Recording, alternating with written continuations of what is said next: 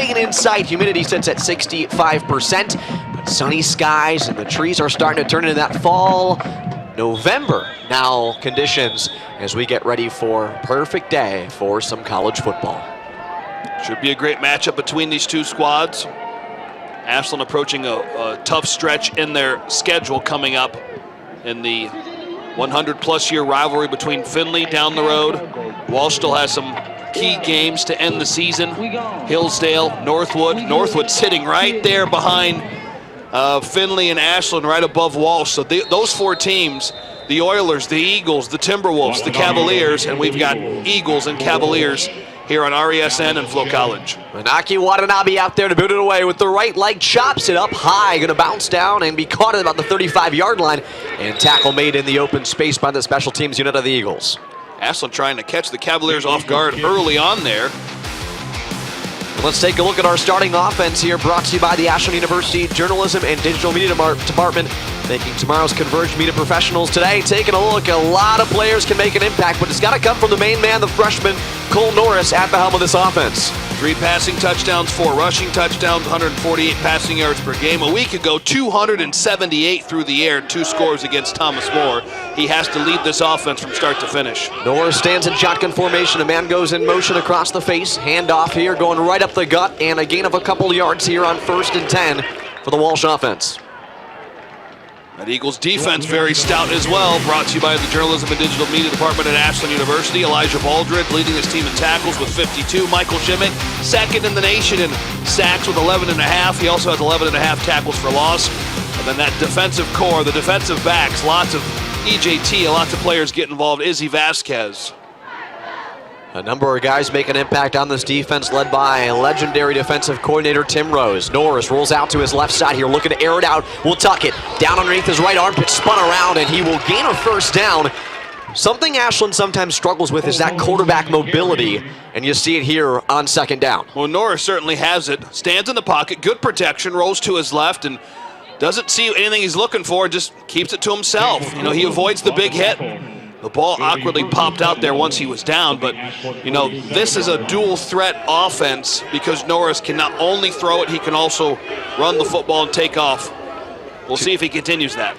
Man in motion, pitch to the outside here, another rushing play for Walsh. He'll get by one man, past the 45-yard line and up towards the 40, and nearing the first down marker yet again.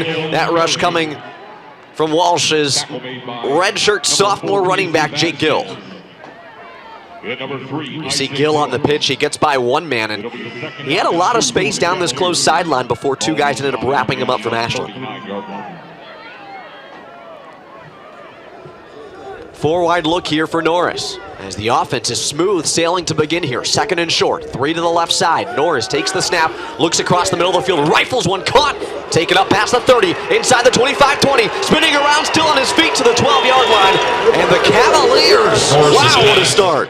Yeah, this is an excellent start for the Cavalier offense. This isn't something we typically see from Ashland's defense, who's top 10 in America and holding teams, scoring defense. They hold teams at just under 15 points per game. They're top 5 in the country in total defense, only give up 237 yards per game. Right now, they're kind of on their heels as Cole Norris has led this terrific Cavalier offense down the field very quickly. Stack look to the right side of the line. They go right back to the rushing attack, and it'll be a gain of maybe 2 or 3 yards on the play. But Derek, I mean, you look at the passing game, they haven't had an incompletion yet. They haven't had a negative rushing attempt. Everything's gone correctly here for Walsh's offense. Yeah, they're middle of the pack in a lot of statistical categories in the Great Midwest Athletic Conference, but today they're acting like they're in first place in those areas, especially rushing the football. Great presence here early on by Jake Gill has been that lead feature back, and Norris making things tricky for the Ashland defense. Norris has 3 carries for 13 yards to begin the game. Norris will give it right back, fakes it, throws it off into the flats, and tackled him at the 4-yard line, still on his feet, and knocked out of play eventually. That's Butler again on the reception. First time we've called the tight end's name here today, especially in this down and distance. A perfect opportunity for the tight ends to get involved because Norris can fake it to a tailback, keep it to himself, has protection. He fires out quickly to the tight end who took a shot and just kept on moving. Great toughness here by the Cavaliers early on. Ashland looking for a response defensively. You can see the Cavalier faithful right there. Cole Norris looking towards the Cavalier sideline. They travel well. Yeah, good crowd on the far side of the field here at Jack Miller Stadium.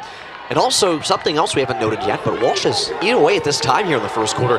Down under 11:30 to go. Thrown towards the end zone, back corner, touchdown! Walsh makes a statement on their first drive, and defensive coordinator Tim Rose has to address some of the issues that have arisen. Pressure, not enough to disrupt Norris. Stands in the pocket, and that one caught by the receiver on the outside. Jake Gill, the running back. What a first drive for him, not only catching the touchdown.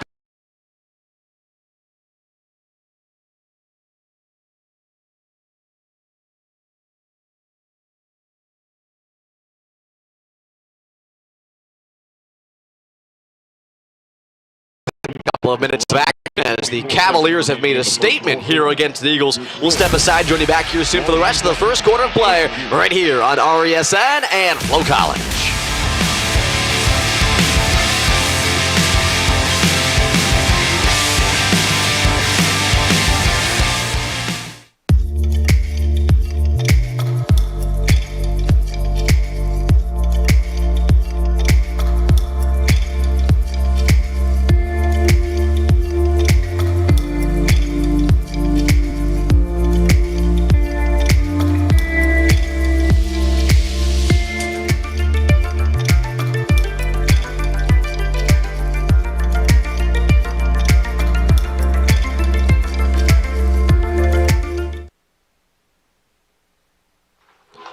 Back here on the campus of Ashland University after the first drive of the game ends in a heartbreaking scenario for the Eagle defense. They give up 7, and all of a sudden Walsh has made a statement here on the road. 4-yard pitch and catch from Cole Norris to Jake Gill. Gill helping lead the way as the lead tailback. Some quick numbers for Gill. 3 carries for 16 yards, also has the 1 reception for a touchdown. 3 of 3 passing for Cole Norris and 36 yards, along with 28 on that drive. Took off 332. 7 total plays on that drive, 61 yards. And then Walsh gets on the board first and leads 7-0. Strong start here for the Cavaliers, and Ashland's got to respond and answer right back as the fair catch will be caught in the end zone, which means Ashland will set up possession here at the 25-yard line. Take a look at this Ashland offense, brought to you by the Ashland University Journalism and Digital Media Department.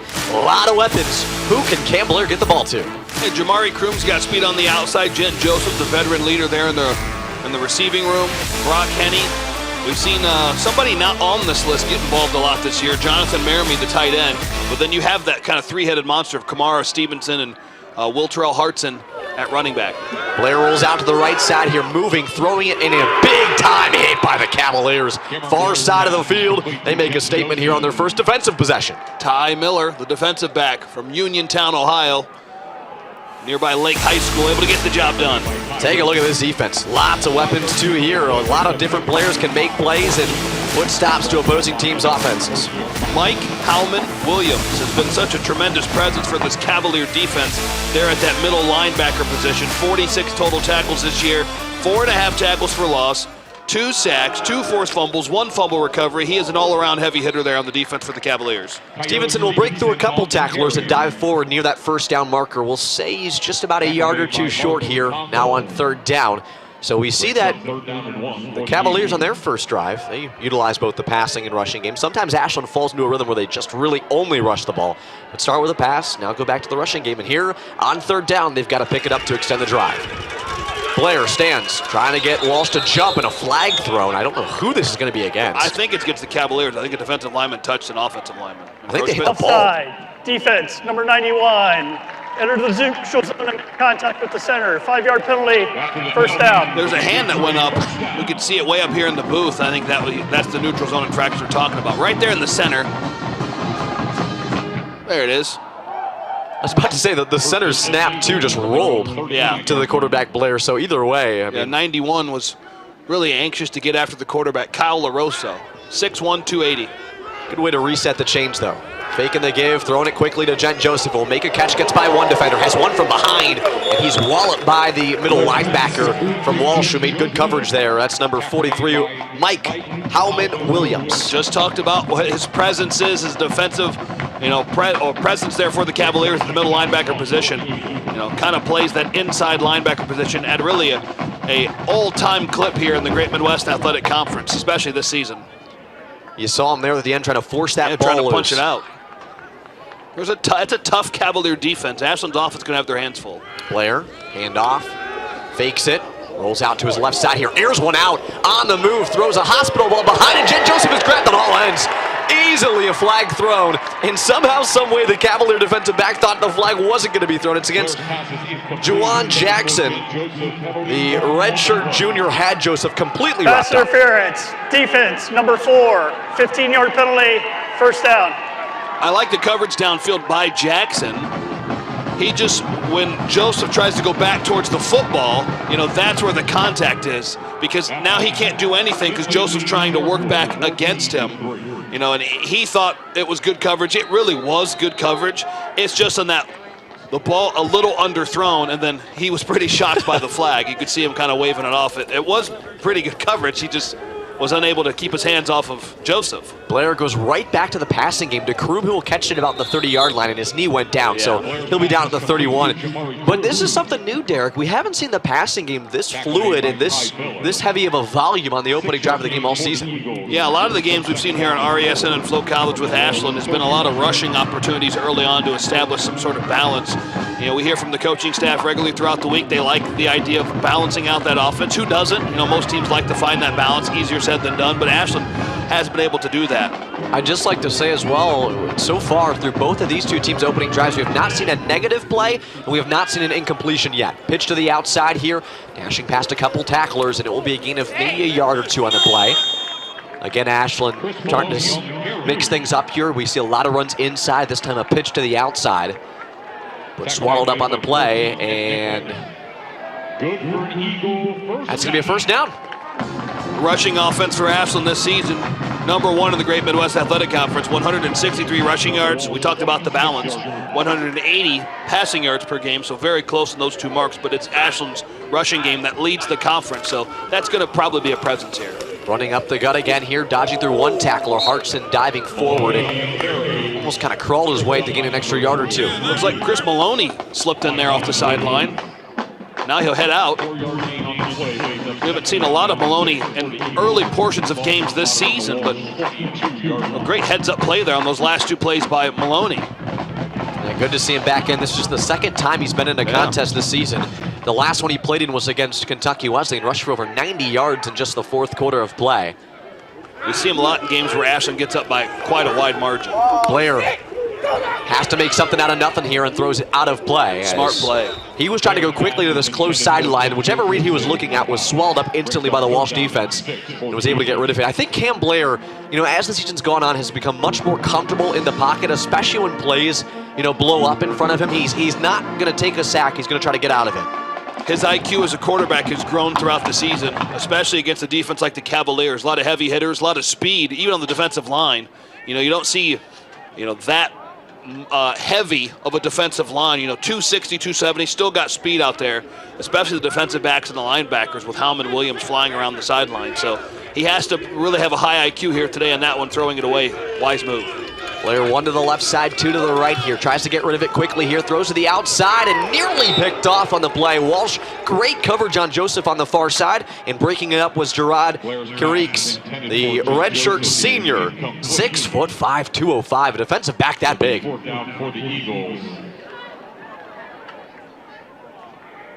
Watanabe in for the field goal attempt. Looking to kick this one through now, Manaki Watanabe. As he's been really, really solid all season long on his field goal attempts. 39 yards here, along last week of 44 for Watanabe. To cut the deficit down to 4. The snap, the hold, the kick, the right leg sends it. It's booming, and it is straight on through. He might have hit it from 49. I mean, he certainly has the leg. That's why we spotlighted the kicker in the open. Manaki Watanabe keeps on connecting for the Eagles. And now Ashland's defense has to, group together on the sideline. And if you're the Walsh defense, what a tremendous drive. You kept Ashland's offense from scoring. Your offense went out and got the job done on the opening kickoff, and now it's time to get back to it. Looks like Ashland's not sending out Manaki Watanabe on the kickoffs. as they've now turned to freshman Nate Russell, the 6 foot, 160 pounder from Plain City, Ohio. I've always liked the idea of having a kickoff specialist and a kicker who will attempt field goals and extra points. Watanabe's such a heavy presence now in this team in terms of scoring the football. I think you would like to have him on the field in only those situations to avoid any sort of disaster. Kickers in the modern, game do a lot more than they historically have done. Kickoffs are changing fundamentally across all levels of football. So if you can get, some extra work for another suitable kicker to kick things off, I think that's a wise option. But Watanabe, as you mentioned, Kate, historically this season has been the kickoff specialist. Caught inside the 10-yard line, returnable here for the Cavaliers, up to about the 23, 24-yard line, and taken down by the special teams group for the Eagles. Watanabe capped off a 9-play, 53-yard drive, took 4 minutes off the clock, 39 yards on that field goal, makes it 7-3. Walsh on top. Some quick numbers for both squads. In terms of total offense, 7 plays for the Cavaliers, 61 yards. Meanwhile, for Ashland, more plays than Walsh, 8 plays, but nearly half the yards, 33 yards. Through the air, 4 for 25 for Walsh, 3 for 13 for Ashland. Or excuse me, that's on the ground, 4 for 25, 3 for 13. And passing yards for both squads. Walsh with the edge, 36 passing yards to 20 for Ashland. The give right up the gut again here for Walsh. Reminder, their first drive of the game was smooth as can be as they ended up finding the end zone on a 4-yard pitch and catch. First rush here will go for 2 or 3 yards. Second down and manageable. So far, one big difference maker for these two squads, third down conversions. Ashland 0 of 1 in their only third down opportunity. Meanwhile, for the Cavaliers on their first drive, they got the third down and they converted, kept the chains moving, got to the red zone, and they capitalized again. 2 to the left side, 2 to the right. And the motion lines up closer to the right side of the line here as Norris snaps it, hands it off, trying to get out of nothing here, and swung down in the backfield. I'm almost positive you heard him say, oh no. As he was running backwards, all of a sudden that Ashland defense swarm in there. He had to change course of direction. I like the idea of trickeration here, try to keep the Ashland defense on their heels, but this time, a lot of purple jerseys swarming the ball carrier on that one. Dallas Jet, the junior from Indianapolis, trying to act as the Jet in the jet sweep. Unable to do so there, had to change course of direction. A loss of yards backs up the Cavaliers. First loss of yards on any play today between either one of these two sides, and nearly picked off on a diving play from the linebacker of the Eagles. Looked to have been Jack Talkington, the sophomore, who laid out for that ball, and here's fourth out of nowhere. Yeah, just like that, quick 3 and out. Cavaliers head off the field. They're going to try to punt this one away, but that one was nearly a disaster for the Cavalier offense. You mentioned Talkington, jumps in there, tips it, and on the backside, Jalen Jackson was trying to haul it in. That one just misthrown by Norris. You don't see that a lot from him. He was really throwing with a lot of force there too, so it might have just came off the fingers wrong. It was really in an awkward spot with the receiver heading outside the numbers towards the Ashland sideline. Snap, punter with the right leg pops out. This one is off very awkwardly, and out of play it goes. Offside. 48-yard. Something went wrong there. There's a flag somewhere. Got to be. And everyone stopped here, but I don't see near a the flag Cavalier anywhere. sideline? Yeah, I'm looking for it too. Oh, it is near the Cavalier sideline. It's down at the 30-yard line on the far side of the field, Derek. You're right there. They didn't even throw. They just dropped it near the Cavalier sideline. It's offside to Ashland. Offside, defense, number 15, 5-yard penalty, replay 4th down. You get to a spot now, though, Derek, where you're real close to that marker. Obviously, you're probably going to punt this away, but gives Walsh a second chance. At top of your screen, it's a miscommunication here as 2 players go to drop back in coverage, provide some extra blockers. You see Ashland rushers taking off at the same time. Just a miscommunication there. Easy call for the officials. But now that loss of yards proved to be key for Ashland's defense because it's still 4th down. Ball's going to be down low here in the repunt. Somehow he gets it away. Up past the 40 and caught and kneed down immediately by the Eagle return man. That's a lot of athleticism by the punter for Walsh, Gerard Carricks. It's a good way to get that ball out, especially with that ball coming down, and a quick punt pins Ashland back on their own half of the field. Honestly, you're kind of happy you got to replay that punt because not only can you get it further down the field, but also give your defense a chance to catch their breath and get themselves back out there. Similarly to what Walsh had coming into their last offensive drive, a chance to correct some previous mistakes, or in their instance, trying to increase the lead because their defense played so well. Now Ashland can really remove the struggles offensively, get on the board, take the lead. Blair throws down into the flat. It's going to be caught here. Turned up the field past the 40-yard line, and some explosiveness again put on display by number 27, Chris Maloney, who's all of a sudden emerged as one of the lead backs in this running back room for Ashland. Hey, interesting note here early on in terms of Maloney's presence as the lead ball carrier for this Ashland offense, who again has done well this year, leading the conference in rushing yards. It's going to be 2 to the right side here for the Ashland offense. We've talked about Norris's ability for Walsh as the rushing quarterback. Don't overlook Cam Blair, 4 rushing touchdowns this year. Some unusual mistakes here for Ashland penalty-wise. Offense, number 44, 5-yard penalty, first down. We'll definitely have to talk to head coach Doug Geiser at the break about it, because he's definitely going to say that's one thing he has to have fixed. And right now he's talking to the referee, not sure what it was, as they had just gotten set when the whistle was blown, the flag was tossed up into the air. We're towards the bottom half of the conference in penalties per game, so that's certainly an area they could get better at.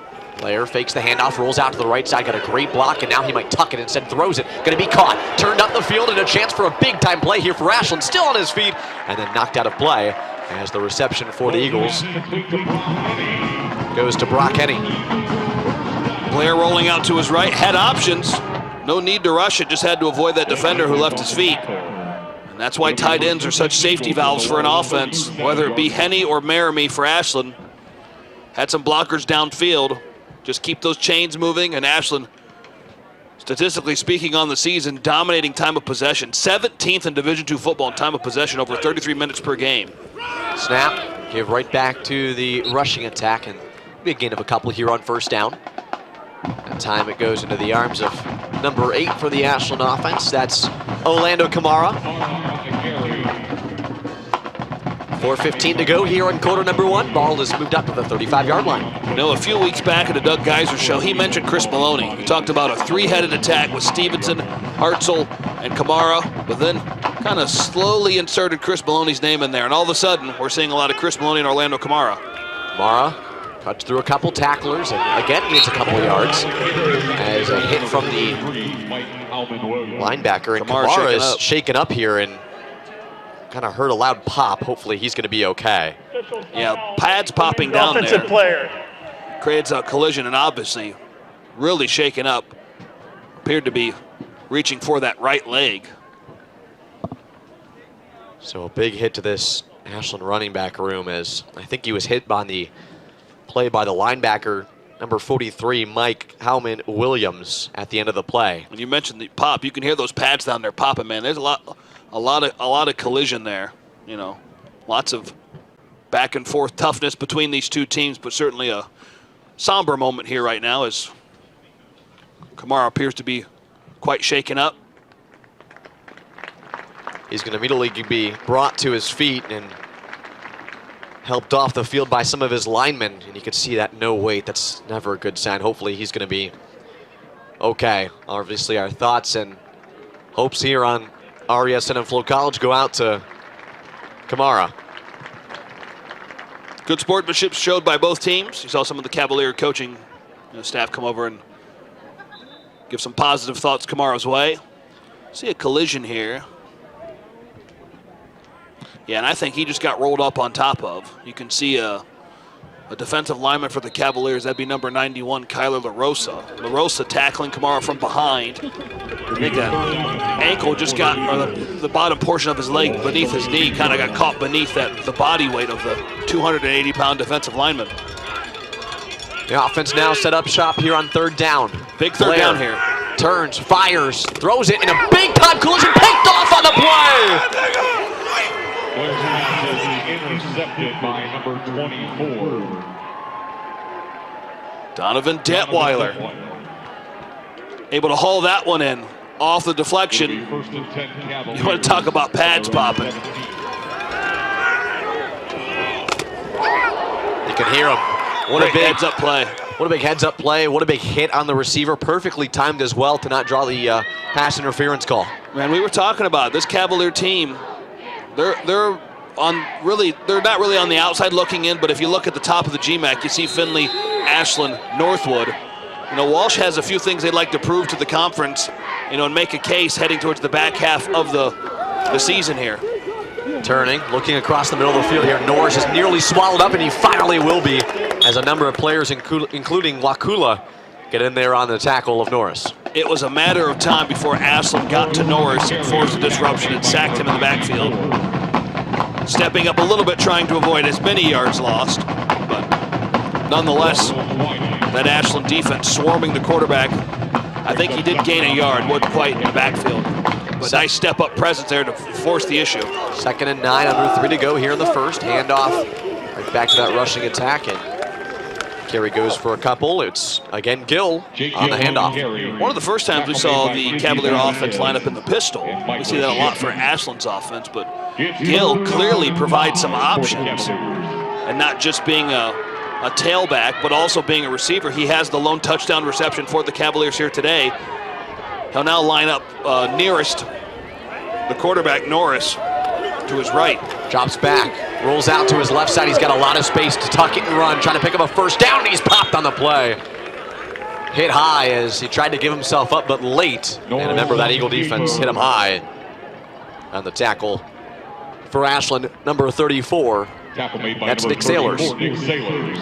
You see, nothing working for Norris on this one through the air, so I'll keep it to myself. I'm surprised there wasn't a flag, as Norris seemed to give himself up maybe a yard or two before Sailors got in there, but no stoppage and play action continues. Everybody going back and forth in this prize fight here early on. Trying to eat away at this defensive line with a lot of these rushes, and you see the offensive line for Walsh get in there and try to carry the body forward, as that game will be of a 5 or 6 by Gill. Of the 10 teams in the Great Midwest Athletic Conference, Walsh ranks 5th in 4 different categories: points per game, total offense, rushing offense, and passing offense. I've never thought a team that ranks in the middle means you're a bad team. You've got a lot of good things looking to make them better. Today, it's been better for the Cavaliers, and they're playing good football and working through the air, on the ground, and you mentioned the offensive line, they're leading the way. Brings up 3rd down and 4 now after that incompletion thrown by Norris. He started off a clean 3 for 3 on the opening drive for 36 yards and a touchdown. Since then, he's 0 for 3 and is not connected on a passing play. And that's Ashland's defense settling into his style of play. We've really got 2 good coaches, good head coaches here. John Fankhauser, Doug Geiser, going back and forth. You can't ask for a better game. Man in motion across the face, goes to the left side here. They're going right back to Gill, who's popped off the edge. A block must have been missed, and it's Mike Shimmick. An attempt at misdirection by Walsh's offense. Got a guy in motion. Will they did it before. Will they go to him? No, they don't. They keep it. They try to give it misdirection to Gill, who's also caught a touchdown pass. There's a lot of variables at play here. And right now, on this drive specifically, Ashland's defense not falling for anything. They're forcing the issue.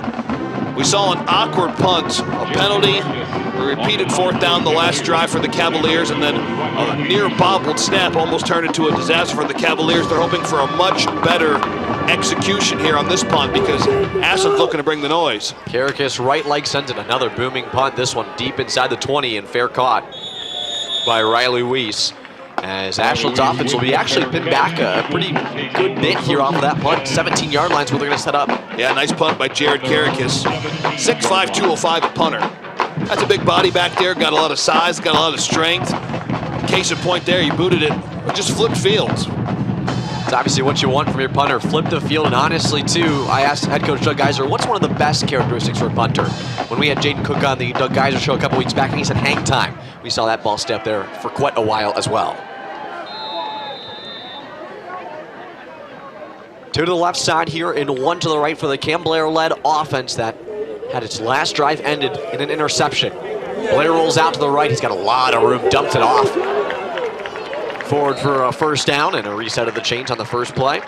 Blair's pass is complete to Jonathan Merrimee. We talked about the other tight end. You know, Brock Henne usually gets the start, but Merrimee's had some big moments this season. Kind of a different body type than Henne. Henne kind of a bruising tight end, great blocker. Merrimee's got that wide receiver frame. So a little long and lengthy at tight end, can certainly get downfield and catch it and make things happen as we close the first quarter. Already through the first quarter of play, 7-3 the score.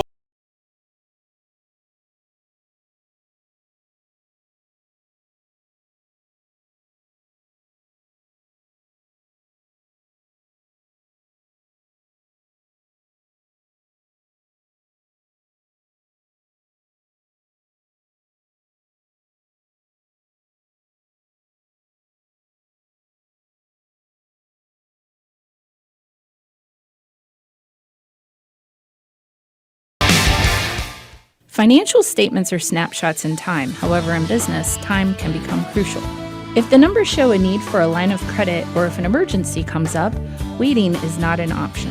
For over 100 years, Farmers State Bank has been a local trusted banking partner, listening and collaborating with our clients to create customized loan and commercial banking solutions, keeping decisions local and investing back into our communities. Farmers State Bank, your way. Equal housing lender, member FDIC.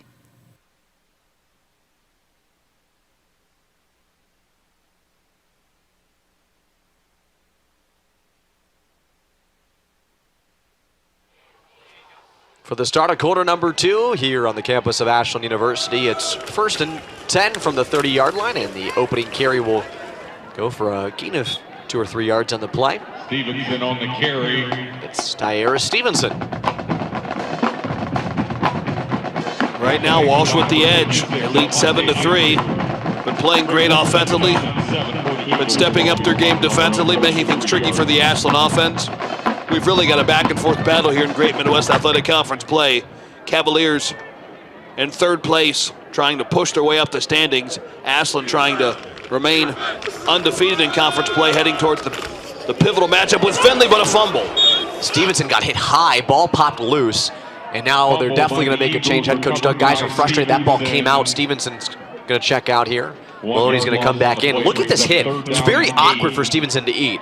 He cuts through the middle, and he hits his own lineman. Yeah, then got bumped by Conkle, the defensive back for the Cavaliers. So he hit a lineman first, and that kind of misdirected him, and then Conkle able to helmet on football. Helmet usually wins that battle. It's like when somebody punches it out. The punch usually wins that battle.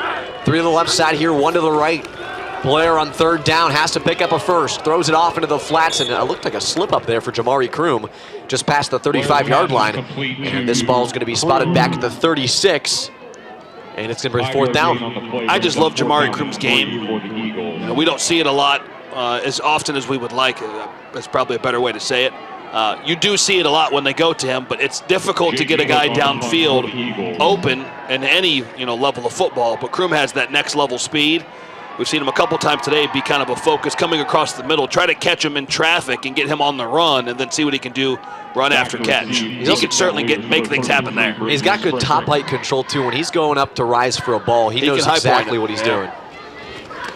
Ball's caught and booted away by Jaden Cook, and this is a soaring ball back inside the 10. Ball's going to be bouncing down and into the end zone just barely. What a boot by Jaden Cook. I mean, that punt had so much hang time and so much power behind it. What effort by Tyrone Barnes. Barnes got downfield trying to chase this punt down. I thought once it would hit the turf for the first time, there's no way anybody was going to get to it. And Barnes, literally a step away from saving it. Wisely kept away by the return man, but I thought there's no way anybody gets to this. And Barnes was able to get to it somehow.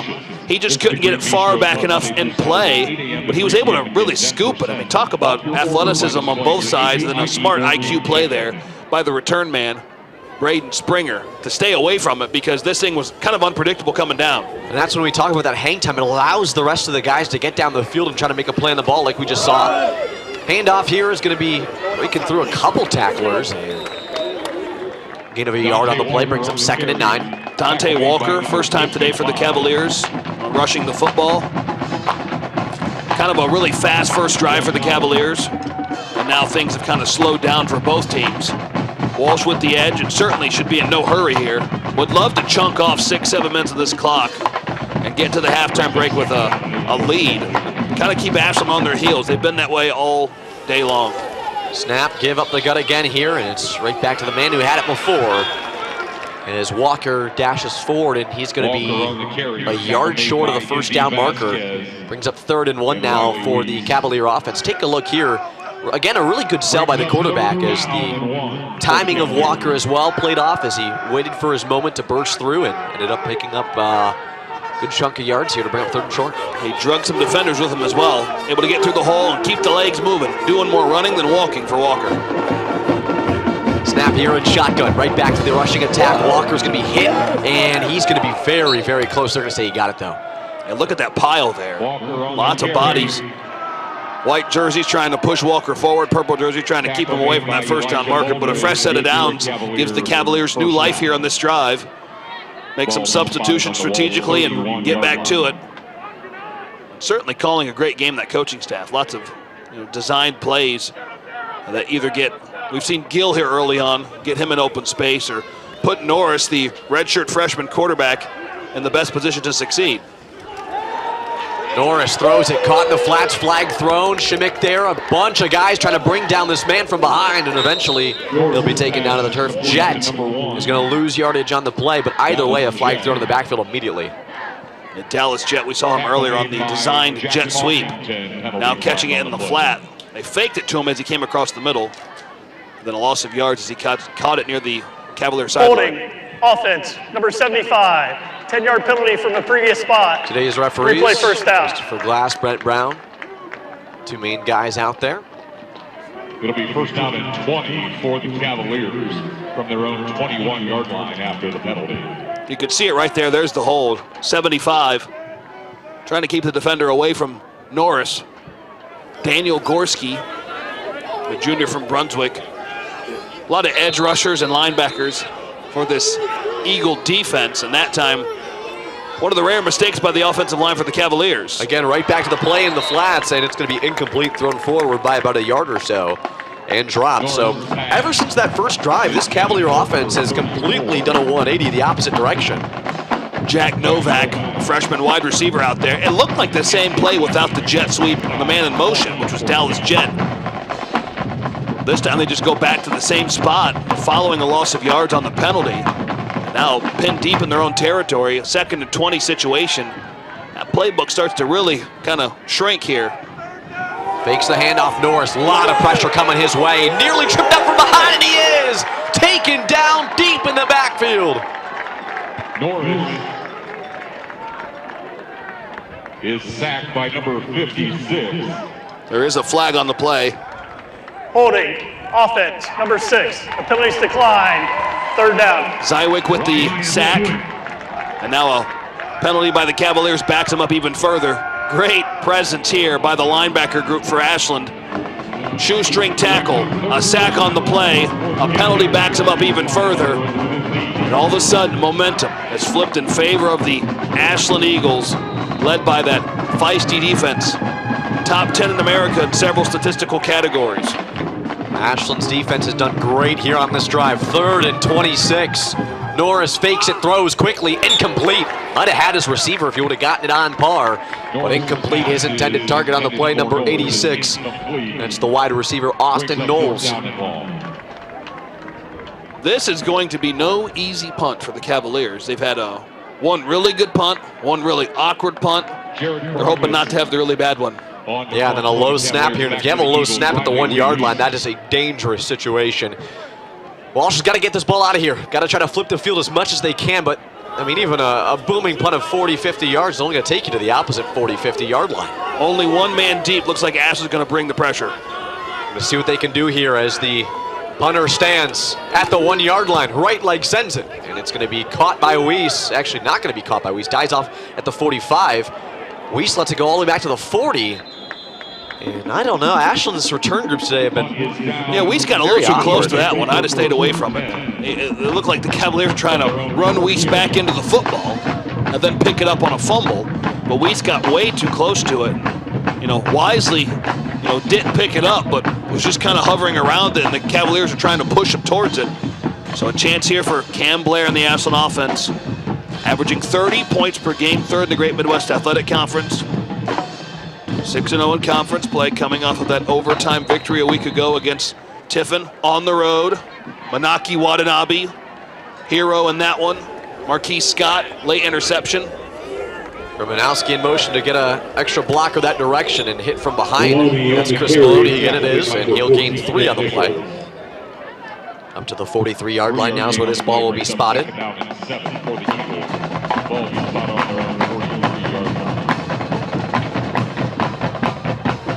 For the Eagles, the true freshman DJ Harvey checks back into the game. Will go far side of the field, closest to the line. Harvey leads this team in receiving yards on the campaign with just over 250. The true freshman's really played a strong slot like role for Ashland.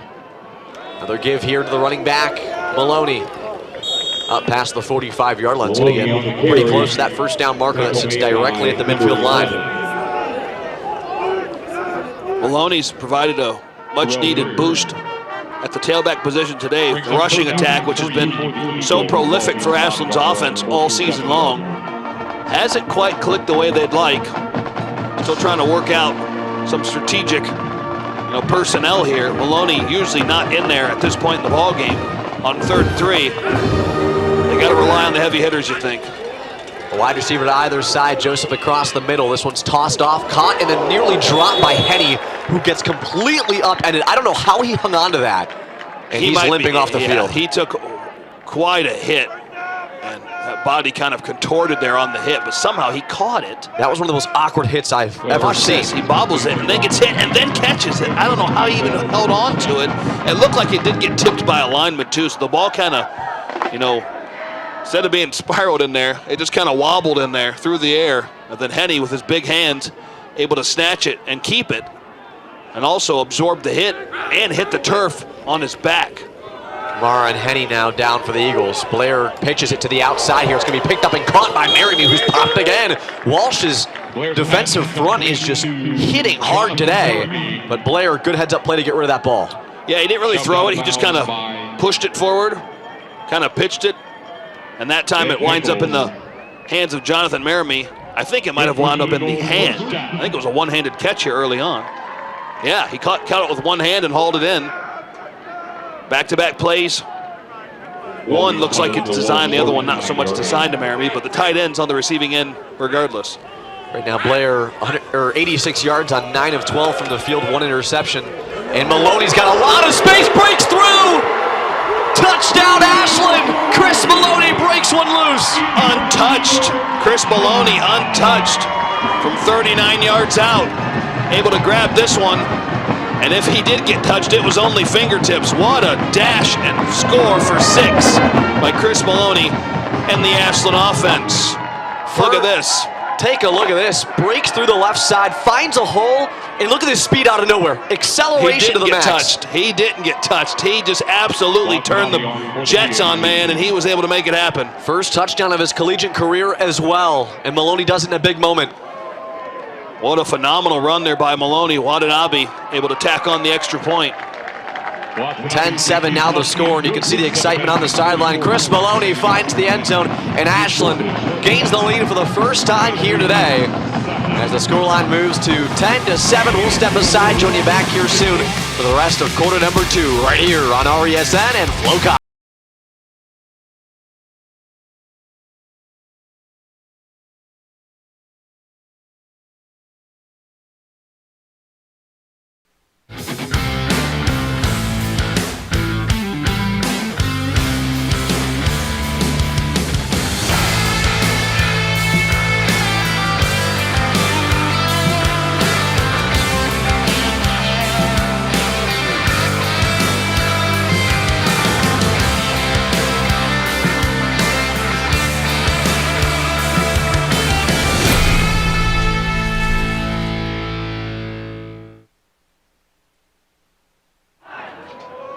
$10-7 the score here in quarter number 2 between Ashland and Walsh, and what a response from the Eagles on that last drive.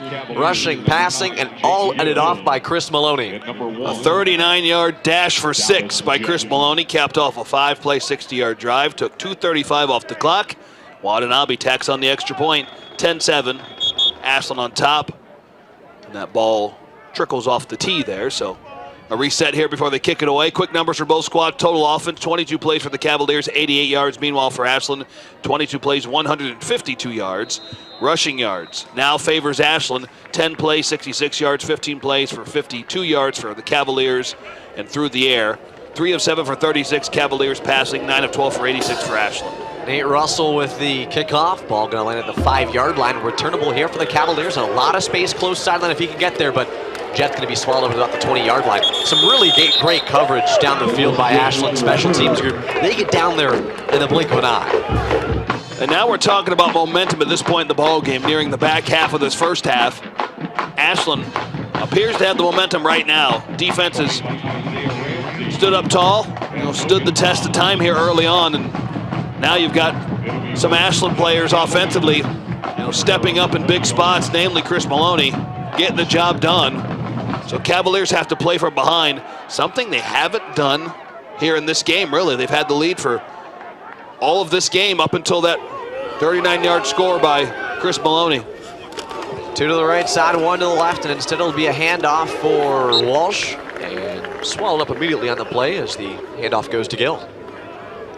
You can see Brock Henny with his lower body. He's kind of being felt around right now by the medical staff here. Kamara in a walking boot now on the sideline as well, as some injuries, getting banged up to start. Kamara got taken down from behind and got rolled up on early in the first half. Henny took that really brutal shot and was somehow able to keep control of the football, and then absorbed a lot of contact as he landed flat on his back on the ground, and apparently, got shaken up on the lower half where he got hit too. Tough sight for Ashland. 2 weapons that are pretty important, alongside a guy who we haven't mentioned yet who's not playing today. Ben Hulzapfel, linebacker for Ashland, who's in a walking boot as well. Hulzapfel, a very critical piece of this Ashland defense, came into today as the 3rd leading tackler with 44 on the season. 2.5 for a loss, a sack, a pass breakup, a quarterback hit. It's been all over the place. We saw Zywick step up with a big sack, so they've got some depth there at linebacker too. Stepping up, throwing across the middle of the field. Hit on all ends, and it's going to be enough for the first down. What a rocket throw by Norris. What a spot, too, to the 32-yard line. It looked like he caught about the 30, but gets a couple extra on the play. That would be Butler, the tight end on the reception. I mean, it was absolutely rocketed in there by Norris to get to the tight end. And now they're in no hurry, and they shouldn't be. This game's certainly still anybody's ball game. We're trying to get a lot of play calls from the sideline. You'll see them looking towards that sideline a lot. That's kind of their offensive structure. Obviously under 6 minutes to go until halftime. Derek, they're definitely trying to march away some of that time as much as they can, because Ashland will get the ball coming out of the break. A lot of time to eat away, though. Fakes the jet sweep. Norris, lots of pressure, and an obvious flag going to be thrown there as Michael Shimmick's tackled by the offensive lineman on the play. I've never seen a defensive end get to a quarterback quicker than Shimmick got to Norris on that one. That was absolutely impressive how fast he got to the quarterback. Holding, offense, number 57, 10-yard penalty, first down. And I think there's no option you have except to try to hold him once he gets past you. I mean, it was in such a fast pace that he got to Norris, and Norris had to roll it to his right and just throw it away. It was Jabril Bradford on the play who tackled Shimmick, and I mean, if he wouldn't have, Shimmick would have gotten to Norris and blown him up. And I don't think Norris would have even seen it coming. He was looking the opposite way when Shimmick got to him. So 1st and 20 here, ball spotted at the 22-yard line for this Walsh offense. It's been backed up now for a 2nd consecutive drive. Norris fakes the handoff, throws quickly across the middle, gets that ball out very fast, and the receiver hangs on to it and will gain back a couple of yards here. That ball into the arms of Austin Knowles, the freshman wideout. From freshman quarterback to freshman wideout, Cavaliers opting to play with some tempo here. You mentioned that speed he throws with. I mean, he's throwing that ball in there real fast. Got to be aware of that if you're out there on the edge, or near the sideline, or even cutting back inside the numbers, that it's going to be coming in a hurry once it leaves the hands of the quarterback. Snap, pitch to the outside. A lot of room for Gill to run. He's got blockers ahead too, and he's going to be very close to that first down marker, maybe a yard short, and that brings up 3rd and manageable here for the Walsh offense as they trail by 3 with down under 5 to go. Remember, Gill has the lone touchdown for the Cavaliers. It was as a receiver, left the backfield, and they threw it to him in the corner of the end zone, so he can get the job done on pitches just like that, being the lead tailback, but also getting outside, near the sideline or leaving the backfield as a receiver. Our longest time of possession on a drive today came from Ashland on the 2nd of the game, took up 4 minutes. Walsh trying to recreate a similar scenario at eat away at the time, but on 4th down and 1, they go to the passing game and won't pick it up. I'm not sure why they opted to go with that play on, that specific, on 3rd and 1, brings up a 4th and 1, but on 3rd and 1, you'd think he'd just line up and have blockers behind and push bodies forward. That time they keep it on, in the hands of Norris, and he's got the speed to pick up the first down too. I'm not sure who the intended target was downfield. It kind of landed in the weird spot between 3 wide receivers. Yeah, and Gill's got 9 carries for 46 yards. He's averaging about 5 yards a carry. That tempo a little too fast on that one. They're faking it right up the gut, and it's going to be potentially stopped. No, outside, dashing forward, and the trickery pays off for Walsh. And that's why they went with that play on 3rd down.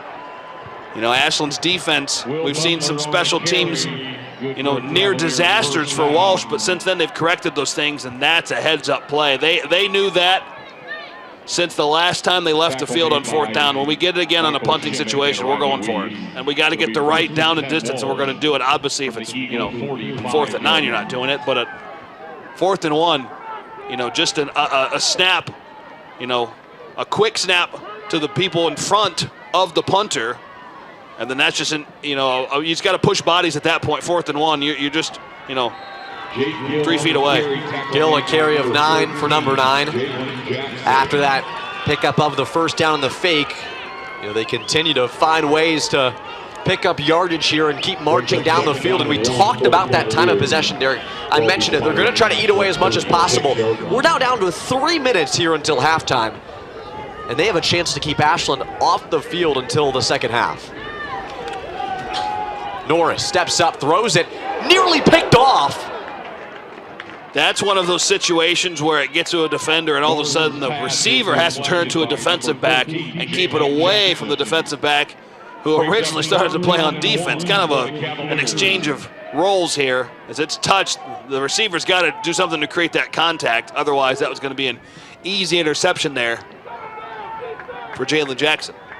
Jackson making a good breakup on the play. 3rd and short now for Walsh's offense. Will they go back to the rushing attack? They fake it, thrown into the flats, caught, first down and more.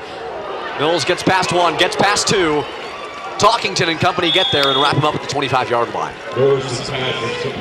Again, they decide on 3rd down and short to go to the passing game. It catches Ashland off guard that time. Now, I understand that one. You go into the flat.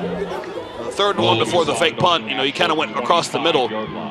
Stops the clock, and then you obviously pick it up on the fake punt. Now in the flat, you give your, kind of a one-on-one situation. Throw it to a receiver in the flat. All you have to do is make one man miss, pick up the first down, and that time it worked for the Cavalier offense as that clock moves inside 2.5 now.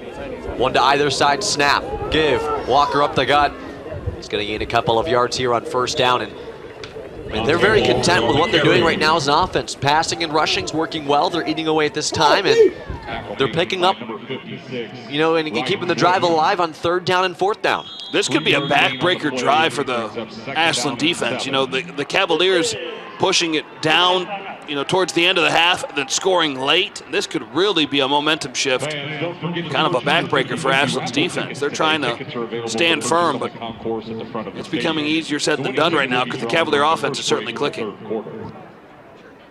Ashland University Student Athletic Advisory. Walsh down by 3 right now as they look to bring it back in, but a storied university located in North Canton, Ohio, founded back in 1960. Enrollment of 2,100 individuals, and those maroon and gold, if you're in the Canton area, that's the colors of the Cavaliers. Sir Walter the Cavalier, we don't see him down there on that sideline today, but I wish we did. Yeah, certainly a mascot that commands some presence when he's around. The president, Timothy J. Collins, has probably got to be pretty happy with the revival of his football program over the last couple of seasons. Just a couple years back, you even think the Cavaliers were a rough team in the conference, having some ups, having some downs. Well, just in the last 2 seasons alone, they've really made up for some lost time. And this year, remain in the mix for a top spot in the Great Midwest Athletic Conference standings. Within 3, the Eagles here, who are undefeated in GMAC play. Norris rolls out, lofts one towards the end zone, and incomplete. Norris's pass is the series between these two teams dates back to 2012. Ashland leads the all-time series. 9 wins, 1 loss. We mentioned last year was Walsh's first victory over Ashland in program history. They could win today and be the first time they beat Ashland on the road. Obviously, Ashland's been playing football a lot longer than Walsh has. Walsh's first football team organized in 1995. Ashland's was 1920. 75-year difference between the two programs and when they played their first football game. Norris with a stacked look to the left side of his line, one far side of your screen. Takes the snap and drops back to the 30-yard line. Norris fires one, rifled in there and incomplete on the play as a lot of bodies collide, both Eagles and Walsh Cavaliers. Yeah, that's one of those throws where 3 players kind of wind up in the same spot. It's a high point ball, too. Yeah.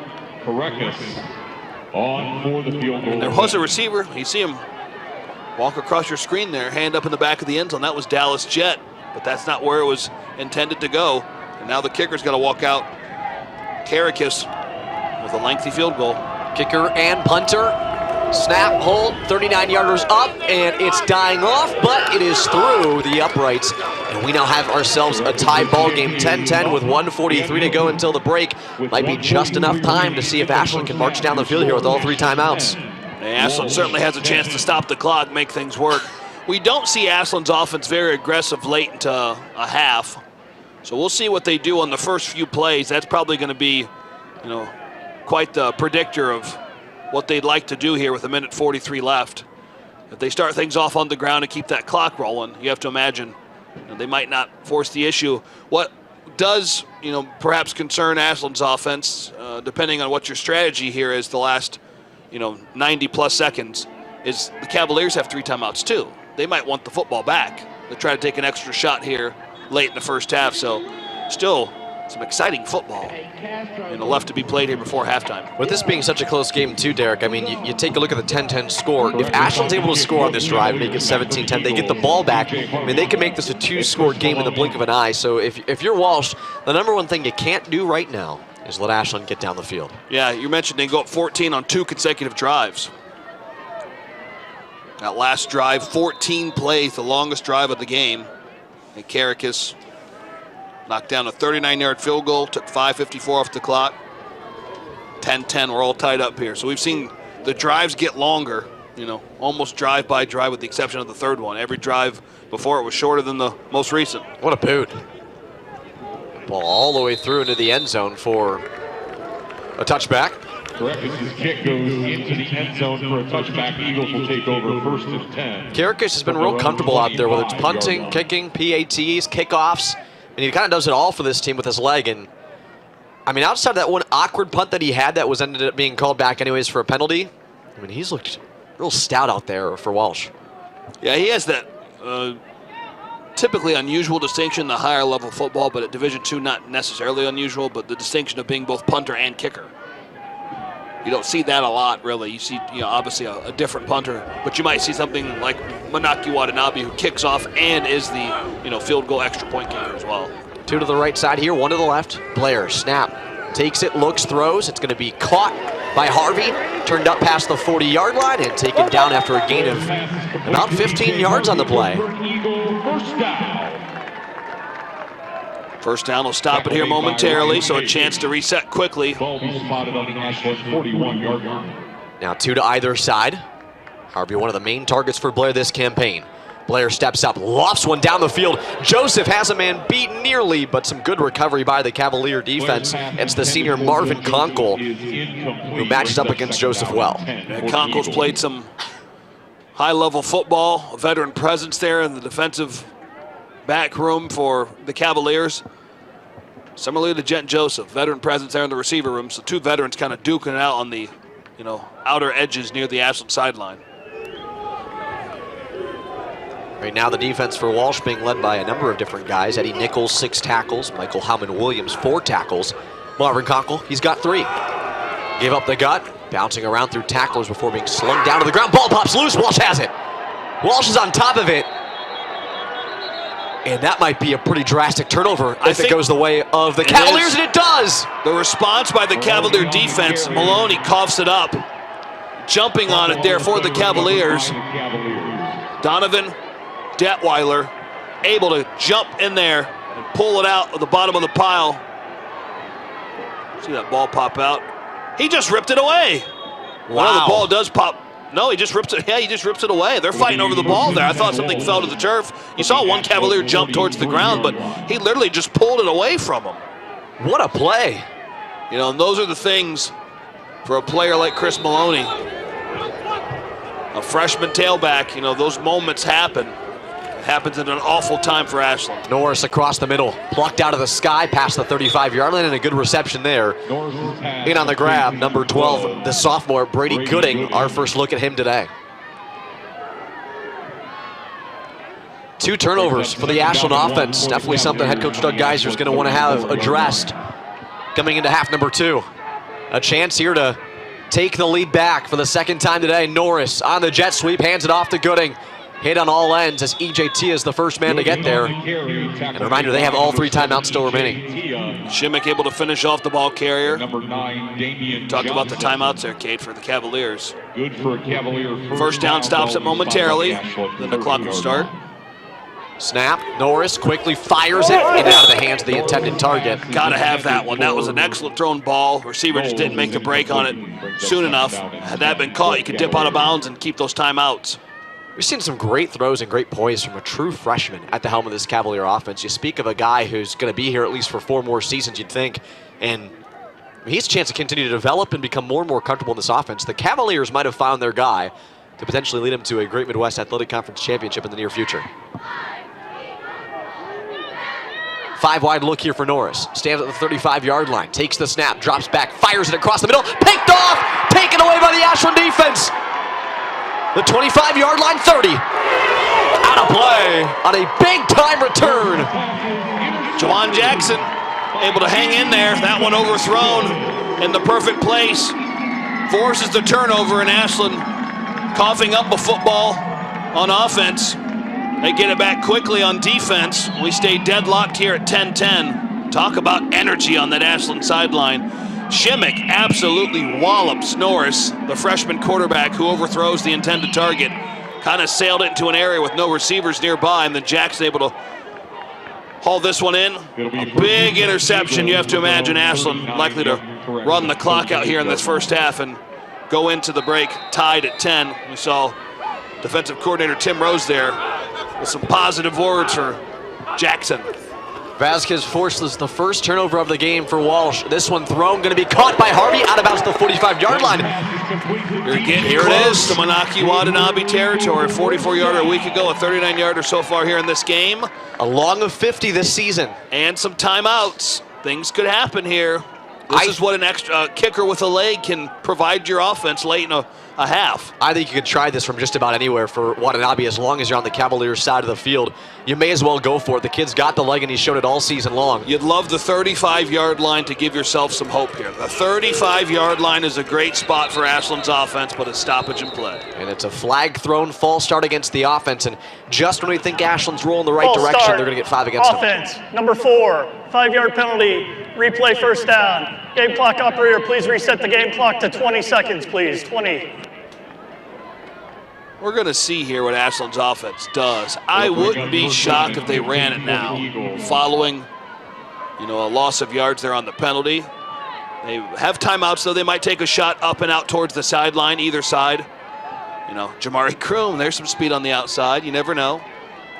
Blair certainly has the arm to sling it downfield. He's got a great arm. We'll see what he decides. Doesn't appear to be running the football here. 3 to the right side, 1 to the left. Blair, the snap. Turns and surveys his options. Thrown to the outside and out of play. Flag thrown late. I'm not sure what this is going to be against, but Walsh seems to be a bit frustrated putting their hands up. I think it's against them. Personal foul. Roughing the passer. Roughing the Defense, passer. number 0. 15-yard penalty. First down. I didn't really see that from up here. Blair might have gotten hit after he threw it. He wasn't knocked down to the deck, but I think he did get hit a bit awkwardly off the edge. But the coaching staff for Walsh very frustrated on the far side. Take a look here. Blair lets it go. Oh, I don't like it at all. Yeah, that's a weird call. That's a very weird call. It might have been because he dips the helmet a little bit. That's the only thing I can hits think him in of. the shoulder pad. I'm just not sure where the contact was that would be a personal foul. Ashland certainly, well, now they're at the 35-yard line, so you're certainly in field goal range if Watanabe's your kicker. Technically, it would be 52 from actually the ball spot to 34, so it'd be a 51-yard field goal from this distance with Watanabe as long this year of 50, so certainly has the leg to do it, but you need a few more yards here just to play it safe, but a tough break for that Cavalier defense. 4 wide, looked like they had to stop, but Blair in the offense sets up shop here with a real good chance. Thrown away and out of play. The long, deep balls thrown away, they're taking time off the clock. You're now in single digits and 9 seconds left. I think you run it here, get a couple more yards for Watanabe, take a timeout. Yeah, it's a disaster, though, if you have a loss of yards or what happened on the last drive. Cough up the football. Some turnovers late by both squads have, proved to be hurtful for any momentum either team would like heading into the halftime break. We're trending towards a halftime break if there's not a score here late, with both teams kind of deadlocked, but neither one has the upper hand. Watanabe's got his helmet on, ready to go in case he's called upon. The snap, Blair turns, looks, fires it across the middle, going to be caught. Harvey, pass the 25-yard line, and a flag thrown, blindside block against Jonathan Merrimee. Blindside block. As Merrimee just blew up one of the defenders for the Cavaliers. You have to know Harvey's going to try to dip out of bounds. Why make such a big block on the sideline, especially near the Cavalier sideline, and hit a Cavalier player in that area? Easy for the officials to make that call. That would stunt progress here for Ashland, trying to score late in the first half and take that 3-point lead. Personal foul, illegal blindside block, offense, number 9. 15-yard penalty from the spot of the foul. Replay second down. The clock will start on the snap. Look for Merrimee, number 9. He's up at the 25-yard line here, right in front of Harvey. He drops back. And I don't know if that's a blindside block. I don't know how that's a blindside block. He's staring straight at him.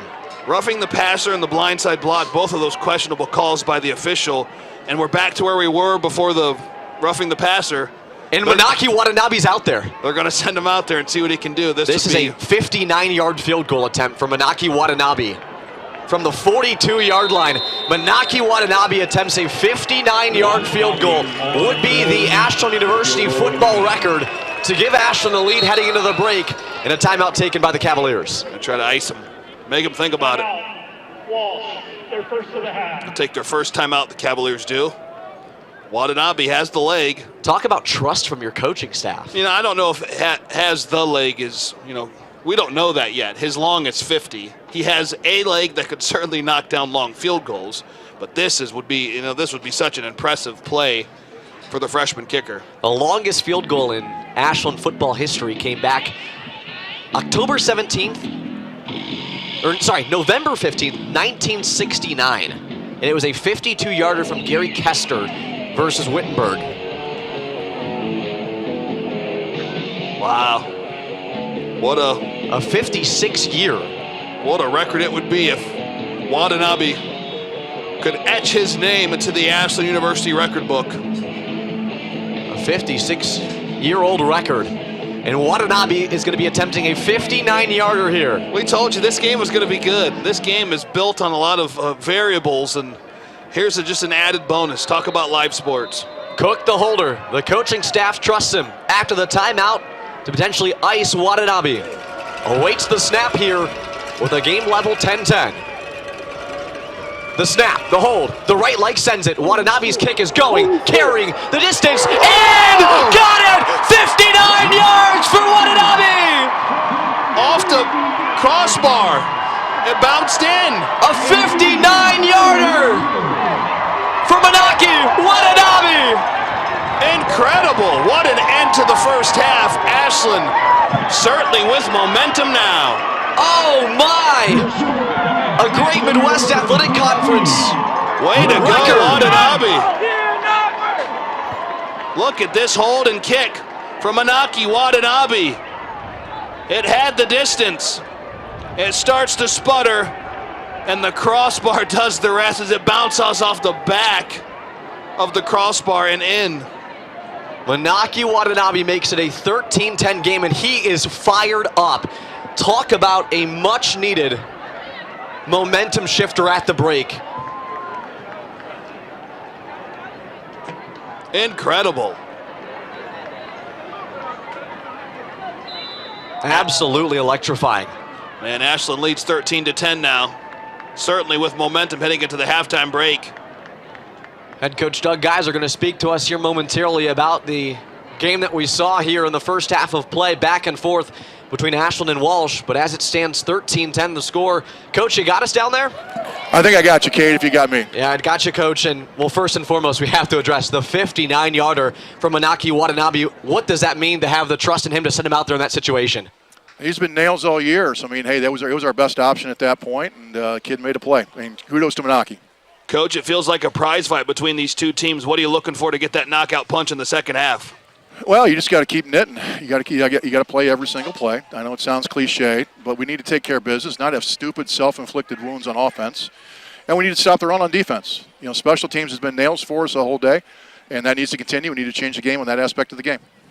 Coach, how do you keep this going in half number 2, especially with some simple mistakes on the offensive end in the first half? Well, you challenge guys. You challenge the experienced guys that have been there before, and you just need to tighten it up, and you need to take care of your job and be accountable to the rest of your teammates. Thanks, Coach. Good luck in half number 2. Appreciate it. Thank you. Again, that's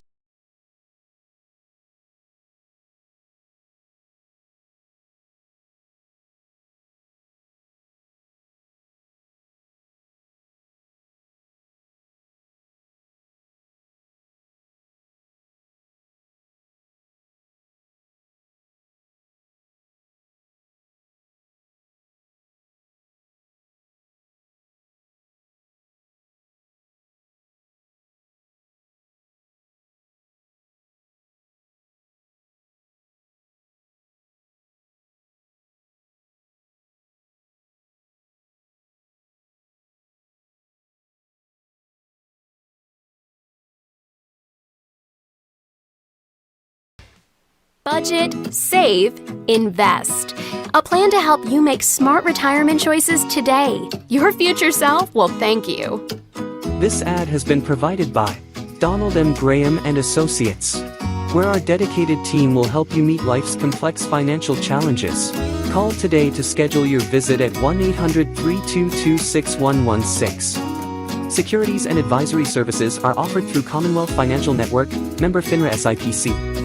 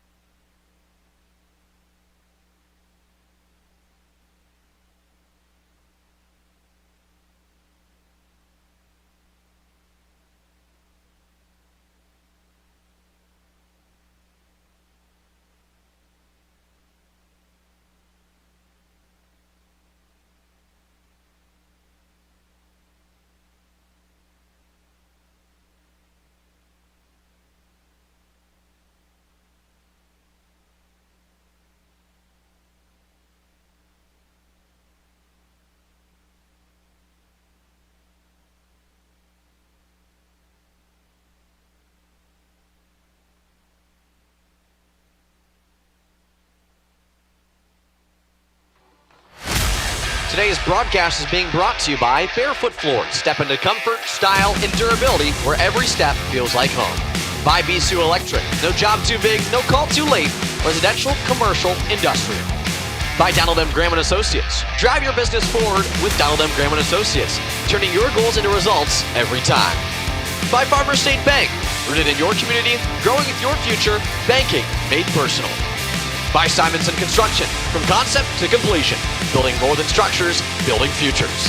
By Ashland University. Teaching students how to think, not what to think. By the Ashland University Journalism and Digital Media Department, making tomorrow's converged media professionals today. And by the Great Midwest Athletic Conference, a conference with distinction. And back here on the campus of Ashland University, 13-10 the score at the halftime break between the Eagles and the Cavaliers. And inside of Jack Miller Stadium, I'm Cade Krakus, alongside Derek Wooden. Wow, what a finish to that first half, Derek. Yeah, I just keep thinking about the record-breaking 59-yard field goal by Manaki Watanabe to close out that first half. You know, the excitement on the field to close it. Doug Geiser's thoughts, of course, Coach. He sees the things that need to improve. There have been some self-inflicted wounds by both squads, but momentum has certainly shifted in favor of Ashland. Walsh going to have to play from behind to start the second half, but certainly have a freshman quarterback who's got the job done. So good areas of play on both sides. Yeah, Watanabe's field goal breaks the Ashland University record by 7 yards, set way back, 7 yards set way back in 1969, so a 56-year record broken. And then in the Great Midwest Athletic Conference side of things, a record now setting him 2 in the conference's history in longest field goals. The number 1 spot, 60 yards, so just a yard away from that. But wow, what a first half we had. The Eagles and the Cavaliers obviously exchanging a number of blows, but when all was said and done, Ashland got it right back. It really was a back-and-forth prize fight. You know, one team looking for the knockout punch. Lots of highlights in that first half between those two squads, the Eagles and the Cavaliers, trying to trade blows, and we'll see who can wind up with a nice knockout punch coming out of the halftime break into half number 2. These highlights, lots of things that have gone right for both squads. You know, kind of tied there at first, you know, back and forth, but it was Walsh who jumped on early. 7-play, 61-yard drive, a 4-yard pitch and catch from Norris to Gill made it 7-0. Walsh on top early. Manaki Watanabe, we thought 39 was impressive. Wait until 20 yards further. But that made it 7-3 as Ashland bounced back. Chris Maloney, we saw the freshman kicker playing lots of snaps in the first half. But, you know, he was able to get the job done once he was on the field, but we kind of went back and forth between the two squads. We saw field goal kickers stepping out in special teams and making things happen. And then Manaki Watanabe was able to trot out there late in that first half for a 59-yard field goal. So a 39-yard field goal for Watanabe, a 59-yard field goal for Watanabe, a 39-yard field goal for Karakis, a 39-yard rushing touchdown for Maloney. We saw lots of good things in that first half. Some numbers for both squads. Rush yards, it's Walsh with the edge, 98-68. Pass saver of the Eagles. Total yards, because of the 39-yard rushing touchdown, 195 to 169 for Ashland. First downs, back and forth. Ashland 12-9 with the edge. And then penalties, we talked about both teams committing some self-inflicted wounds. So still some football that could be improved. It hasn't been the prettiest at times because of some of the penalties, but we've gone back and forth, and what a great game it has been here in the Great Midwest Athletic Conference as we start heading towards the back half of the regular season. Yeah, we're set to have a great second half, so don't miss out on all of it to come as we join you back here soon for the start of the second half right here on RESN and Flow College. It's a back and forth affair.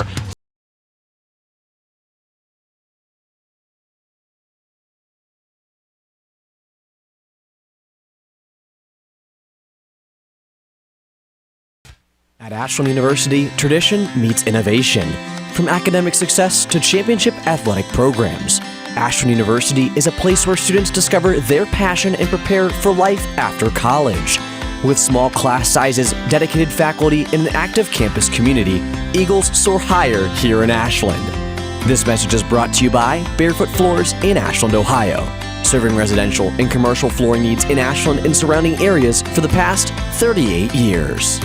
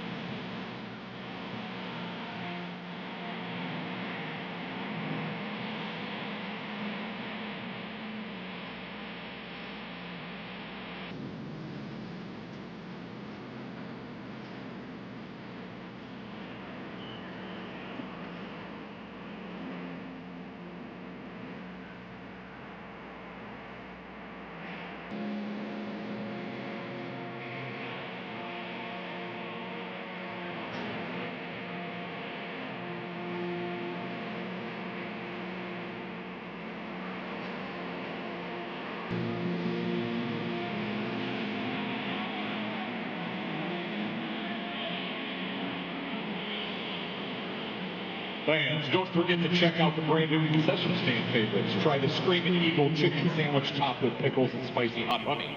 Our loaded fries smothered in coney sauce, cheese, and jalapenos. Or grab a classic coney dog. Make your way to the concession stand today and fuel up while you cheer on your Eagles.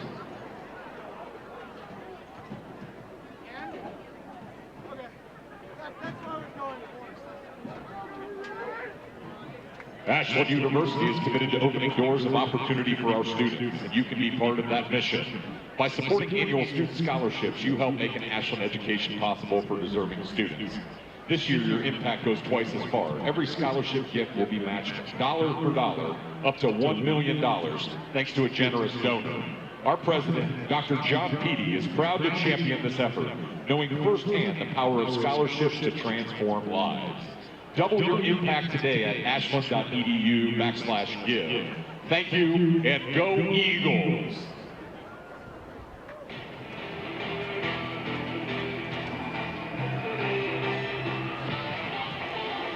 I'm Donald Graham. I'm the president of Ashland University. I've been the president since 2006. We have been the team behind the team. We really worked hard to raise the money for the things that the normal football budget would not buy. The Blue Line Club is the club behind the club.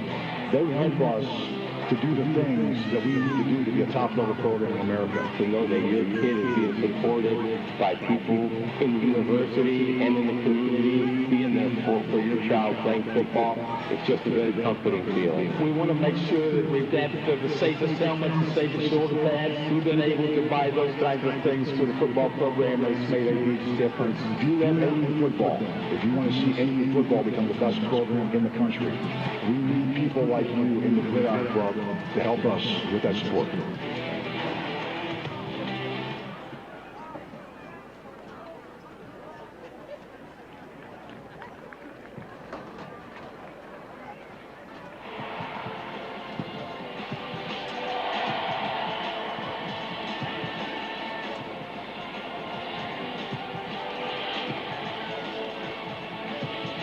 Trophies and trophy matters.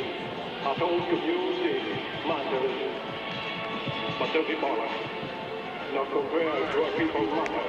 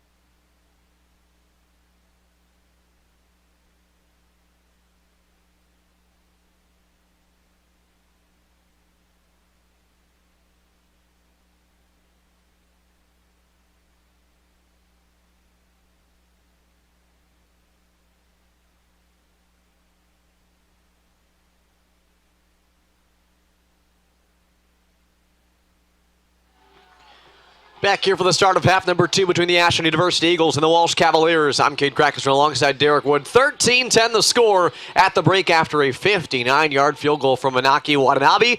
But look at how highly contested the race is in the conference standings. This game having a lot of weight. Absolutely, and we talked about this back and forth battle between these two squads. It would be a good one, and it certainly has lived up to expectations. Walsh sitting there fourth behind two conference leaders tied for first place. So technically third in the conference standings are the Cavaliers at 4-2, tied with Tiffin, who lost to Ashland a week ago. Walsh winners over Thomas More at the bottom of the conference a week ago. Ashland has a date set up with Findlay coming up next week. And Walsh trying to play spoiler here today, but Manaki Watanabe's 59-yard program record-setting field goal certainly has given Ashland momentum to start half number 2, and the Eagles start with the football. So it's going to be a tough task here on this opening drive of the second half for the Cavalier defense, you'd have to expect, with some momentum that has certainly shifted in favor of Ashland.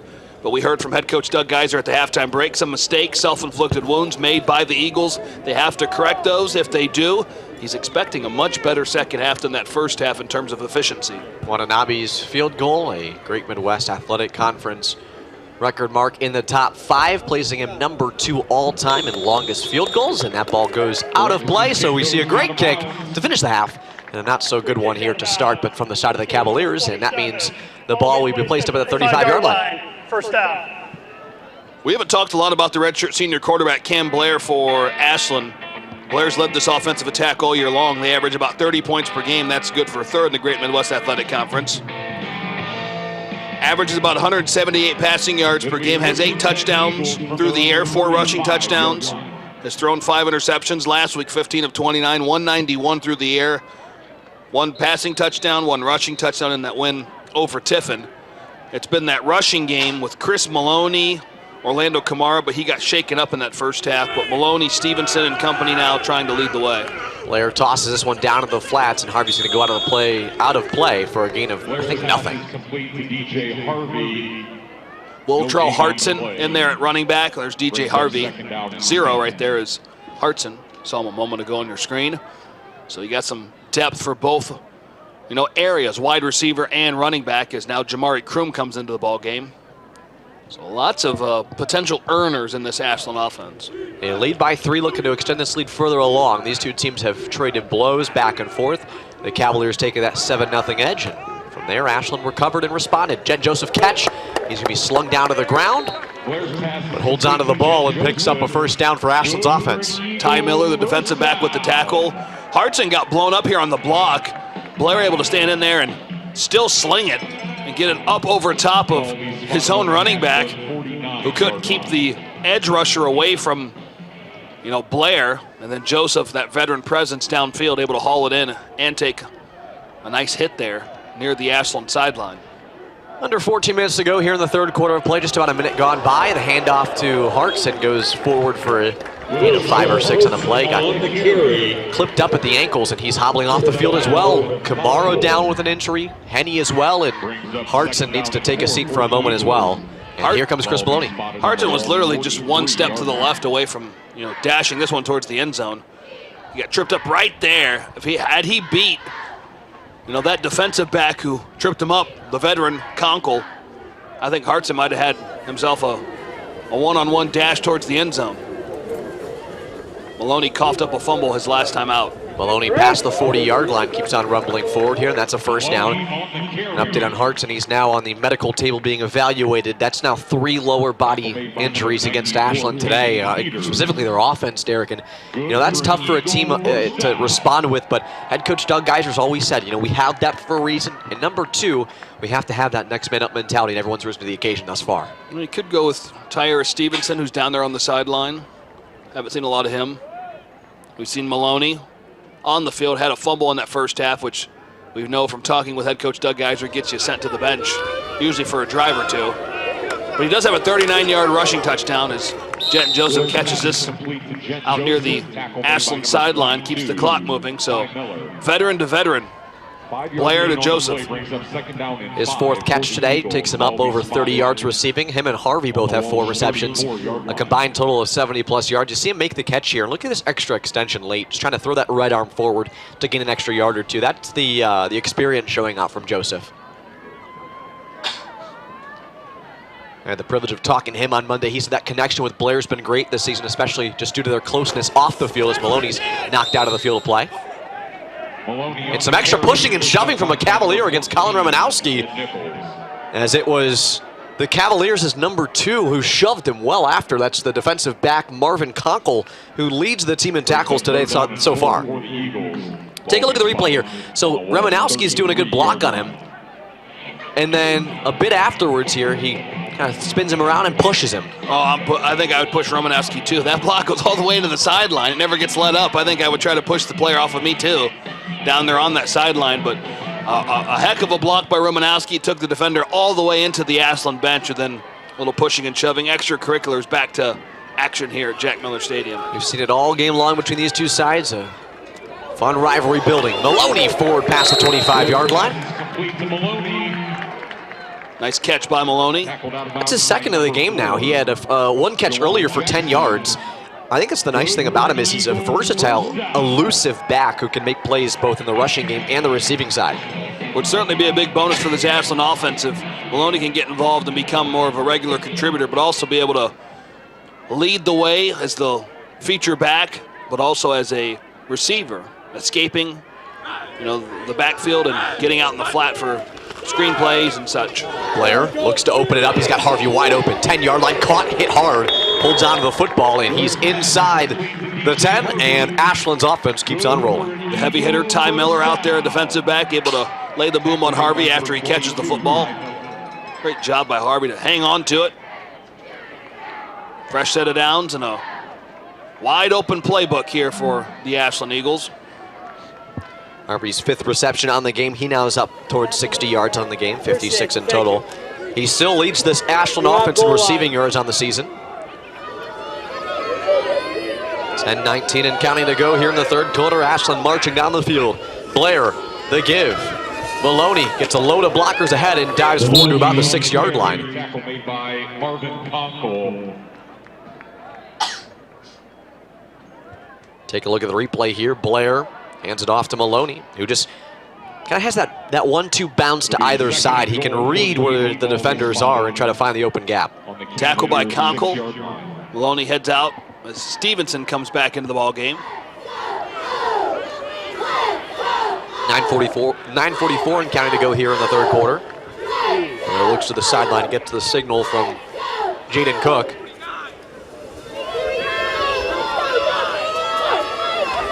Blair hands it off. Stevenson finds a hole, punches it forward, and it's going to be just a yard short. Will they go right back to him? That's the question. He was trying to make that extra effort just to get beyond the goal line, unable to do so, but had blocking up front and nice shifty moves to get him there. Elbow down, a yard shy. Extra blocker in for the Eagles. They might just try to pound this one in with Stevenson, who's one of their goal line threats in the running back room. Consistently is able to punch it into the end zone. We saw him do it here at home against Thomas More on homecoming twice. Makai Bradley in there as a fullback. Stevenson runs into a line, and he's got a lot of defenders hitting him and hit behind the line for a loss. Brings up 4th down now on the play. You gotta love the aggressive play by Conkle there. Leading the way is kind of the veteran there, a senior defensive back, wrapping up Stevenson, making sure nothing happens, and probably wisely taking a field goal here. Looks like Watanabe's going to trot out following his record-setting field goal. This one should be much more manageable. Again, he set that record by 7 yards. I mean, that's just truly impressive. The record standing for 56 years, set back in 1969. And does it and makes it look easy. And now he trots out there for a pretty simple one. Kick is up and through for a 19-yard field goal. We'll step aside, join you back here soon. 16-10 the score. Ashland leads Walsh here in quarter number 3. Stay tuned for more right here on RESN and Flow College.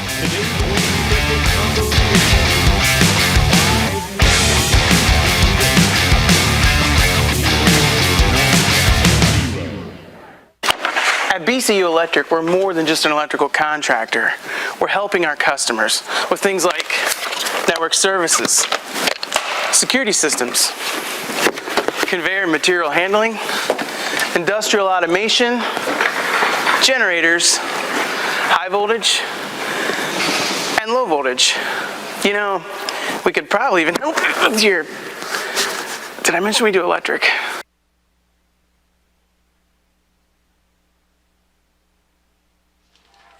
(16-10) the score here in the third quarter of play. Ashland now on top by nearly a touchdown as the Eagles and the Cavaliers battle it out here in this November 1st matchup.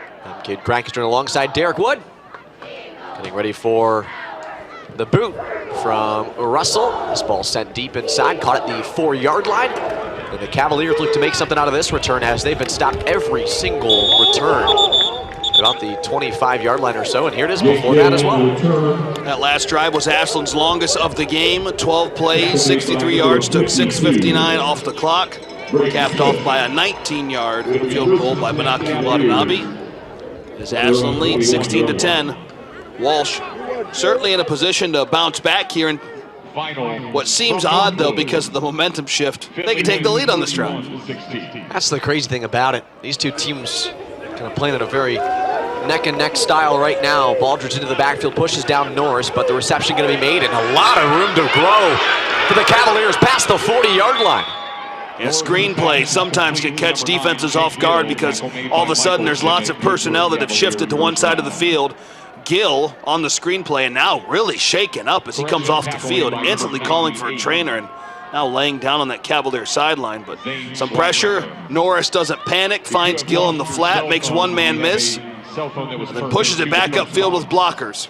You see him here late kind of get tripped up, and I think that's where the injury probably did occur. This one thrown in the flats and a gain of pretty much nothing on the play. We'll see if maybe it's a yard or two, but good defensive shift there for the Eagles to get to the man on the far sideline. Yeah, you got a lot of players out there kind of pushing towards the edge. Shimmick and company tackling the Cavalier ball carriers towards their sideline. And Gill still out there on that Cavalier sideline being tended to by the training staff, so personnel change here for the Cavaliers. The give, faked. Norris, dual threat capabilities past the 50-yard line.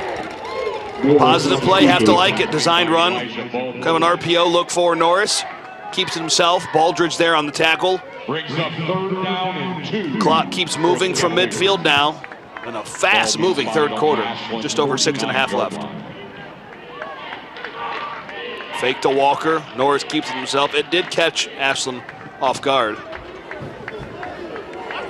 3 to the right side here, 1 to the left. Norris drops back on 3rd down and short. Rifles one, incomplete. A lot of times today on these 3rd and 1, 3rd and 2s, Walsh has gone to the passing game. Yeah, that one's just mistimed by Norris. You know, he had a receiver wide open, throws it above his head.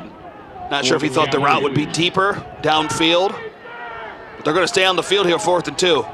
At midfield, I like the call. Yeah, you may as well go for it in this situation. They might try to draw him off sides. Maybe they don't go for it here. That play clock still has plenty of time on it, down to 15 seconds. And dropping back for a pooch kick. Norris takes it. Right leg pops it. And this ball's going to hang up there. Bounce at the 15. Rolls sideways and be down at the 14. Yeah, trying to get him to jump off sides, but then dropping back is a common look you'll see in Division II football. Quarterback stepping back and just going to boot it away. Yeah, if you're Ashland's offense now, Derek, you'd love to see him get a little bit of a cushion here. This entire game has been within 1 score through the entirety of it. Yeah, and this back and forth type of play, you know, you're still looking for really what we've called the knockout punch here. Maybe Ashland has it on this drive, leading by 6. Look to make it a 2-score game. It'll be the largest lead today. There'll be 2 to the right side here for Ashland's offense, as Blair in that pistol look with Maloney back behind him. We talked about the fumble that he had towards the end of the first half, but he's had a great game. 9 carries for 66 yards and a score, as he'll find a lane, punch his way to the outside, and be upended at about the 17, 18-yard line. But he also has 2 catches for 18 yards, so Maloney nearing 100 all-purpose yards on the game. Ty Miller on the tackle there for 3 yards Walsh. gain on the play brings up second down and 7. Second and medium here for this Ashland offense. Might be a nice chance to take a, maybe a chunk play downfield. Look for something, kind of a play action approach here. Running games proved to be successful here in this half. Fake and then head downfield. You got Kroom at the top of your screen. Got that burner speed on the outside. We haven't seen many incompletions today. We haven't seen a lot more outside of the rushing attacks for either one of these two skies. As Blair's pass is picked off. Dove upon and sniped out of the sky. Blair's pass is intercepted by number 15, Jerijah Moore. Jerijah Moore, the redshirt sophomore, takes the ball away. First and 10 Cavaliers. I think it was Woody Hayes who once said 3 things can happen when you throw the football. 2 of them are bad. Incomplete or interception. There are less good things that happen when you throw the football. And this time, one of the bad things happened, an interception. Trying to force it near the middle of the field. Not a bad designed route and not a bad throw. It's just, kind of mistimed. The miscommunication between the quarterback and the receiver proves to be of consequence for the Ashland offense. And now in excellent position to take the lead are the Walsh Cavaliers, led by their freshman quarterback, Cole Norris. Hands it off here to Walker, who will get past the 30-yard line and up to about the 26 here. Walker on the carry. Tackle made It by looked like Jack on that Lawson. interception, too, R.J. Harvey might have gotten tripped up a little bit. Yeah, sometimes as you work across midfield, you might take, within that 5 yards, It'll be second down and a little bit of pushing and shoving. They're trying to get you off your mark. 6-yard line. But an interception forced by the Cavaliers gives them a chance to take another lead. Norris the snap, the give. Up the gut again. Walker bursts of speed here. 15-10. Knocks down a man on the play. It was E.J. Tia. And he's inside the 10-yard line with 4:35 to go here in the third quarter of play. You want to talk about a bruising back? You're looking at one right there. That's a bruising back. Dante Walker. Take a listen to this as he works his way upfield. That's good. That's good football. Yeah, crack of the pads. You like to see your running back lower his shoulder like that. And here he is right again on the handoff. Up the gut. Runs into E.J. Tia again and down at the 6-yard line. I say go to him 4 times. Just keep pushing the pile. He's certainly got the legs that keep on moving. Got some big fellas up front trying to clear space. But that Ashland defense, certainly feisty. A lot of heavy hitters there. Michael Shimmick and company. 11.5 tackles for loss this year for Shimmick. This would be a great moment to pick one up, try to push back that Cavalier offense. One to either side, back to him. Walker inside the 5. He's going to be real close on 3rd and goal. Again, why not? Why reinvent the wheel? If it ain't broke, don't fix it. Keep going to him. I say do it again, 3rd down.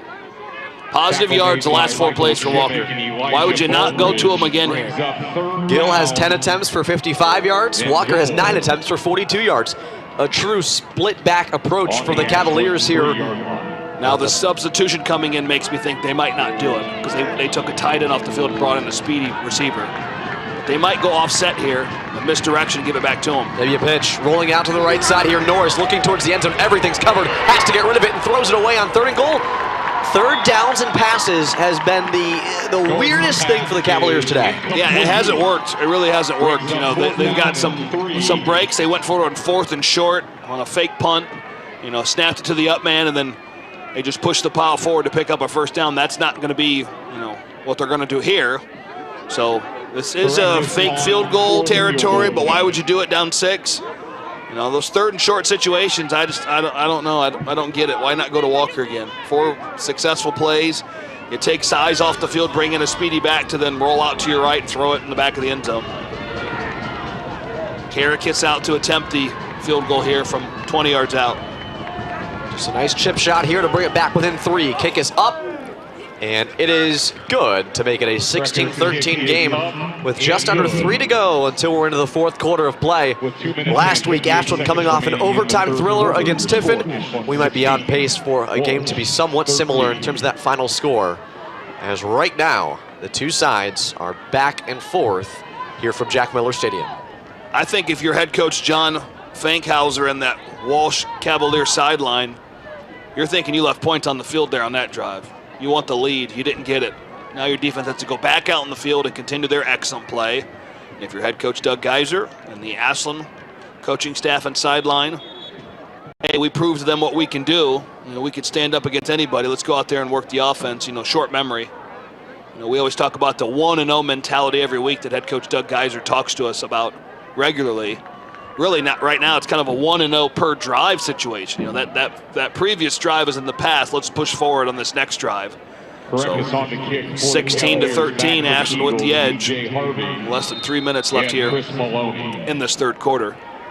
Harvey and Maloney back to return now, which is maybe a boost here. Maloney can get on the return game here. He certainly has some speed. Has that 39-yard rushing touchdown today. Yeah, but both have really good speed. As either one of them can be a threat on this return attempt, as Karakis, right leg loads up, sends a low rider. It's going to bounce at the 25-yard line. Die off and goes out of play, but he was standing out of bounds, so it's still either way. It's still either way as a flag. That's a great heads-up play by Maloney. He's standing out of bounds. The ball should be spotted at the 35-yard line. You see it in the NFL all the time. That's a heads-up play. The ball should be spotted at the 35-yard line. Yeah, I believe the ruling is if he's standing out of bounds, 1 foot in, 1 foot out, and you... That's if they're putting it at the 10, that's horrible.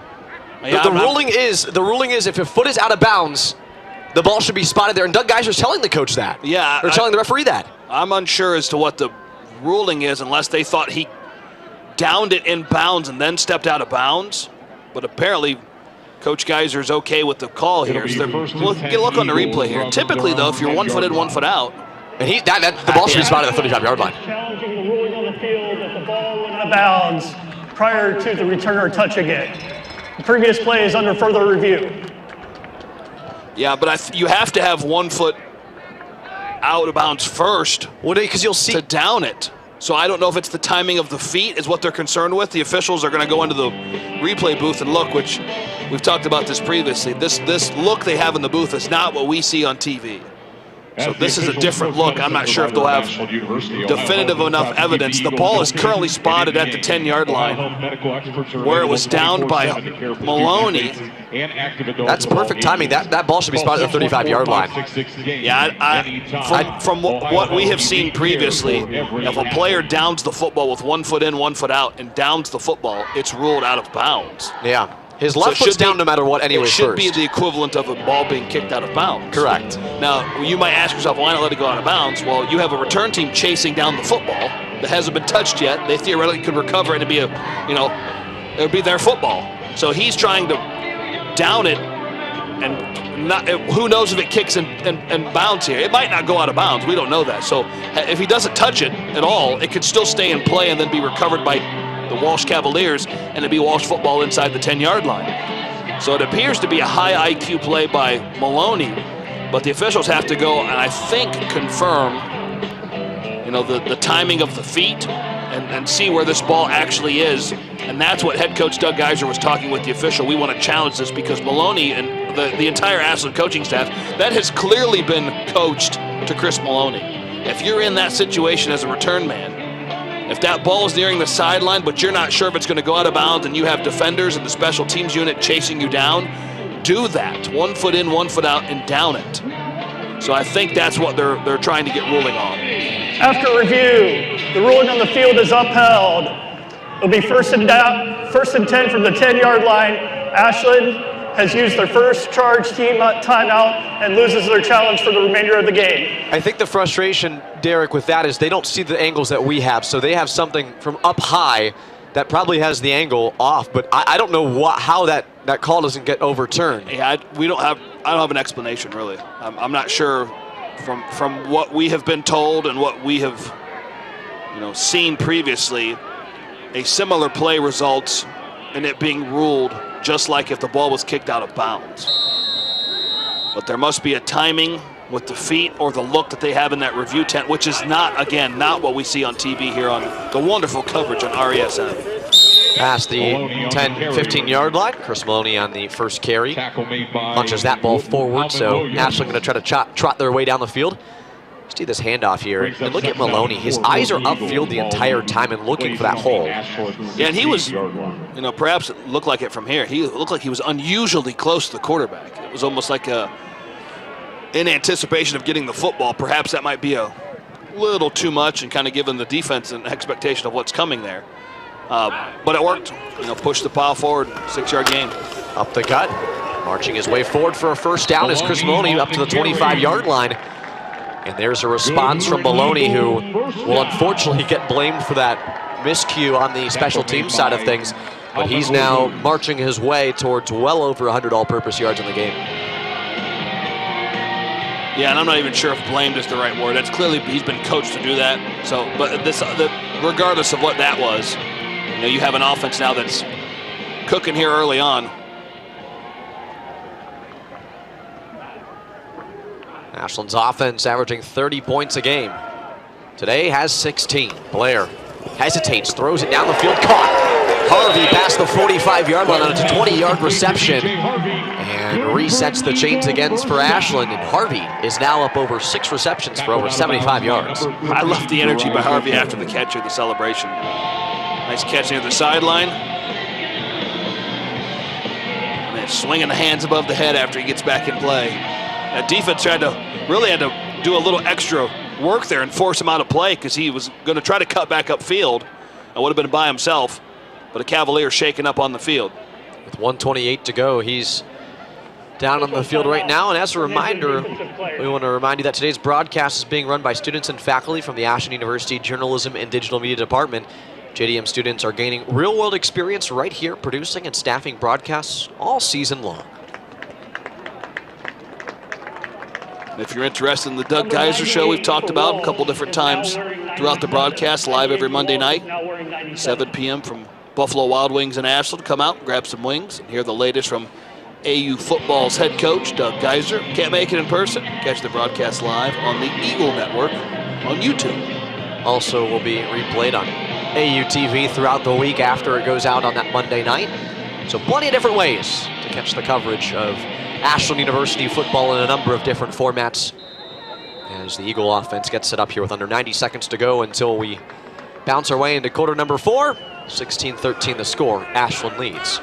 Slight offset look as Romanowski goes for the blocking. Chris Maloney trying to push his way forward. He's lifted up and nearly slammed down to the turf. He had his arms and legs picked up. Tackle made by Alvante Ivory. Yeah, Maloney's not the biggest guy in the world at tailback. 5'9", 175 pounds. He's shifty, though. Yeah, shifty and speedy. You can't teach speed. He certainly has that. We saw the acceleration even when he threaded the needle with 2 defenders on that 39-yard rushing touchdown. Yeah, went untouched. Incredible. Ashland certainly in no hurry here late in the third quarter with just a slight lead. And it controls the thing right now for them. They were up in that loss to University of Indianapolis early in non-conference play, and final 6 minutes or so up by nearly 2 scores. It might have been 2 scores, and then unfortunately started to kind of falter, and UIndy was able to get back into it, and the Greyhounds ultimately ended up pulling off the win and giving Ashland their only blemish on the record this season. So Ashland, as the year's gone on, certainly has gotten more comfortable controlling games late, but it's just a 3-point difference between these two parties heading into the fourth quarter. That last round was likely the last play of the third quarter. Yes, it is. So 16-13 the final through 3 quarters of action. Ashland on top by 3, looking to keep a perfect record in Great Midwest Athletic Conference play. We'll see if they can do it as we return here soon for the fourth quarter.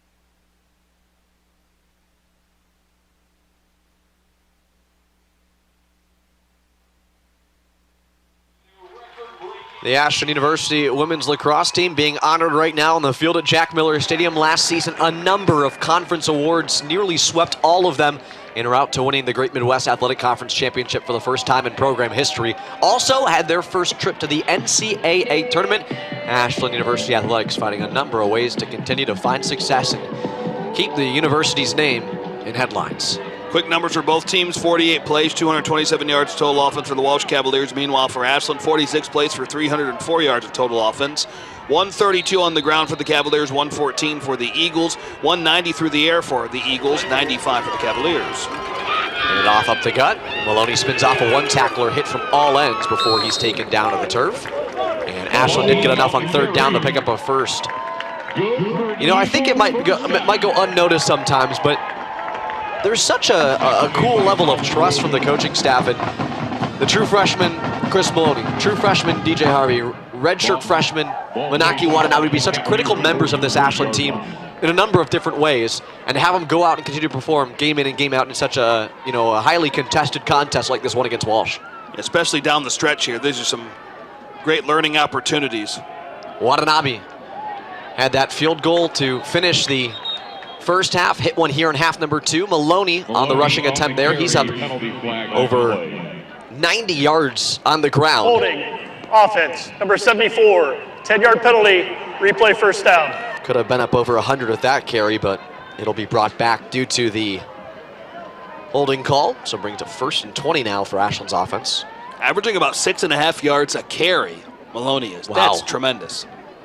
Especially too, and Derek mentioned it, just his second game on the field as an Eagle. Had limited action in that destruction of Kentucky Wesleyan. Only played in the fourth quarter and rushed for over 90 yards. And here today is finally getting some true time out there, and he's taking advantage of it. That long rush, 39 yards going to the end zone. Time of possession has favored Ashland to start the fourth quarter. 23 minutes to 22 minutes for Walsh. Blair the snap, turns, surveys. He's got a lot of pressure and tucks it. Cam Blair can move. Gets a couple blockers, lowers his head, gets forward, and finally he's ended up taken down to the turf, but not before he gains about 10 yards back on the rush. Yeah, basically got back to the original line of scrimmage, which certainly gives you a lot of options on 2nd and 10. That's not an unusual down and distance. Cam Blair can move, and he shows it again in that situation. But back to what I was mentioning before, right now your rushing attack's being led by a freshman, your receiving game is being led by a freshman, your kicking's being led by a freshman, and then you got the veteran experience as well, and Cam Blair leading the passing game as the redshirt senior.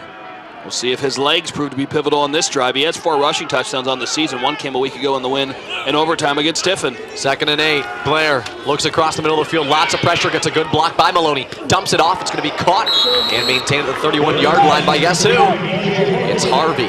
Great block by Maloney.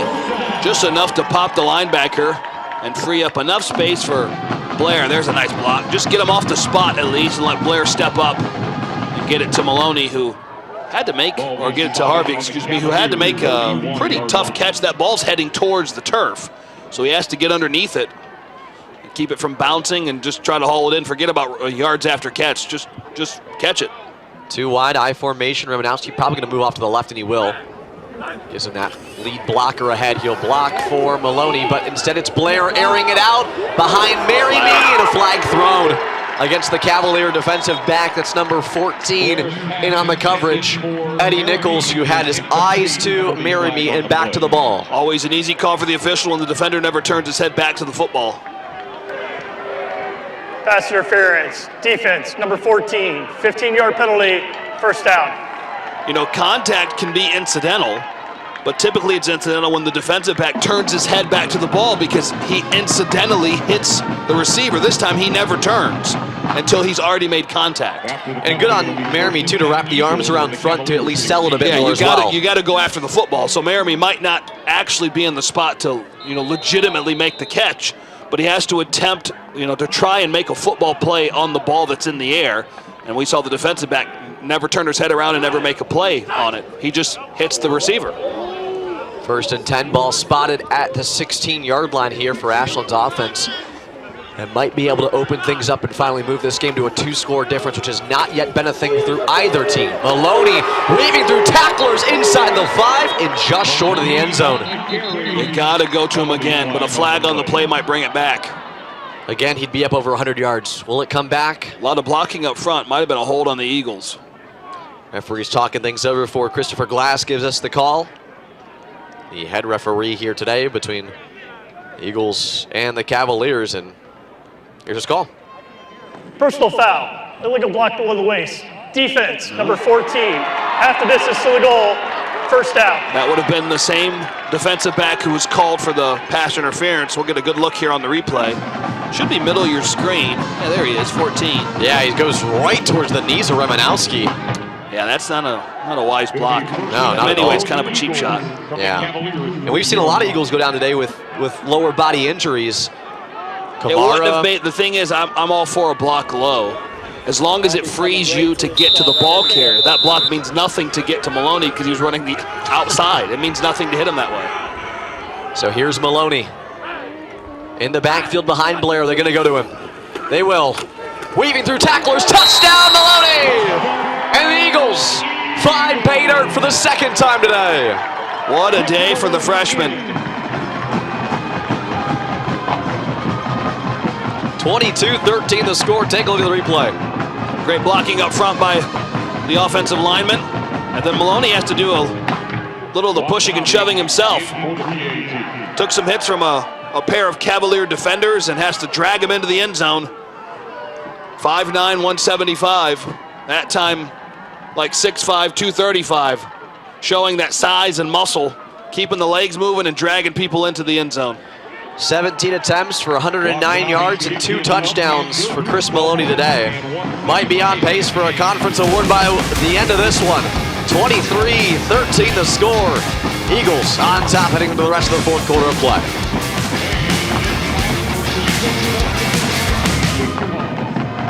Financial statements are snapshots in time. However, in business, time can become crucial.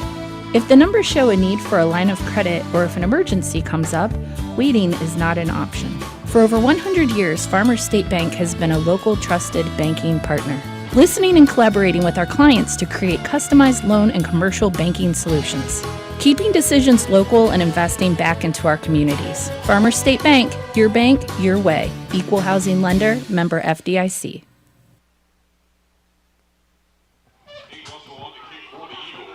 Back here at Jack Miller Stadium, the scoreline 23-13. Eagles on top by 10. I'm Cade Krakenstrom alongside Derek Wood here on RESN and Flow College. Derek, we've got a good one in store for us down the stretch. Capped off by Chris Maloney, a 1-yard rush. Following a 10-play, 90-yard drive, took 5:56 off the clock. Ashland leads now 23-13. Ball bounces inside the 10, muffled by the Cavalier return man, Gill, who's down to the 6 and dives forward to maybe the 7 or 8 yard line. Flag on the play though, way back at the 35 yard line.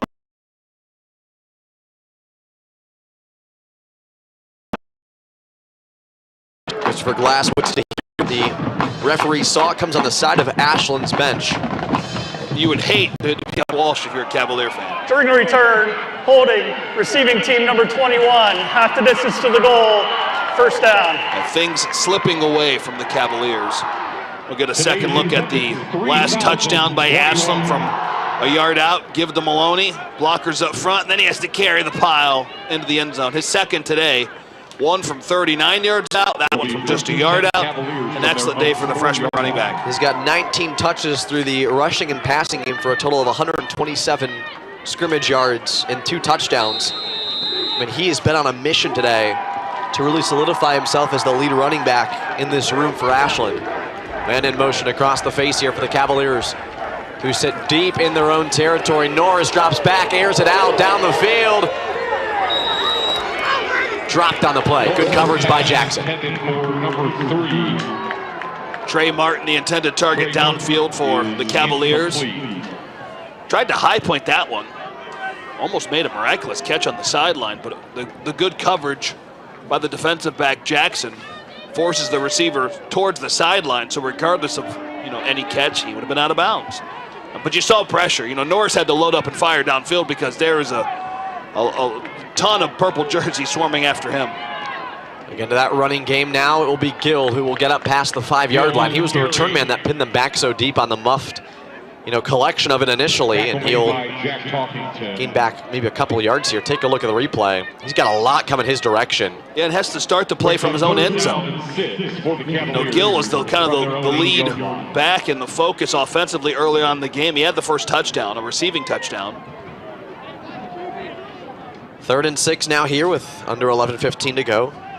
10-point difference. The Cavaliers cannot afford for this drive to sell out this quick. Norris looks to unload, steps up to the pocket. He'll have a first down, pass one tackler, and slips down at about the 21-yard line. Looks like an Eagle shaking up on the field. Norris made one player miss. He'll come off the field under his own power, it looks like. Might be talking to. Yeah, Norris, great heads-up play there, keeping it to himself. There's a dual-threat quarterback. 10-point difference with 10:45 to go. Not a lot of room for error for the Cavaliers as they trail. Norris steps back to the 12-yard line, muscles one here to the 30, and out of play goes the receiver.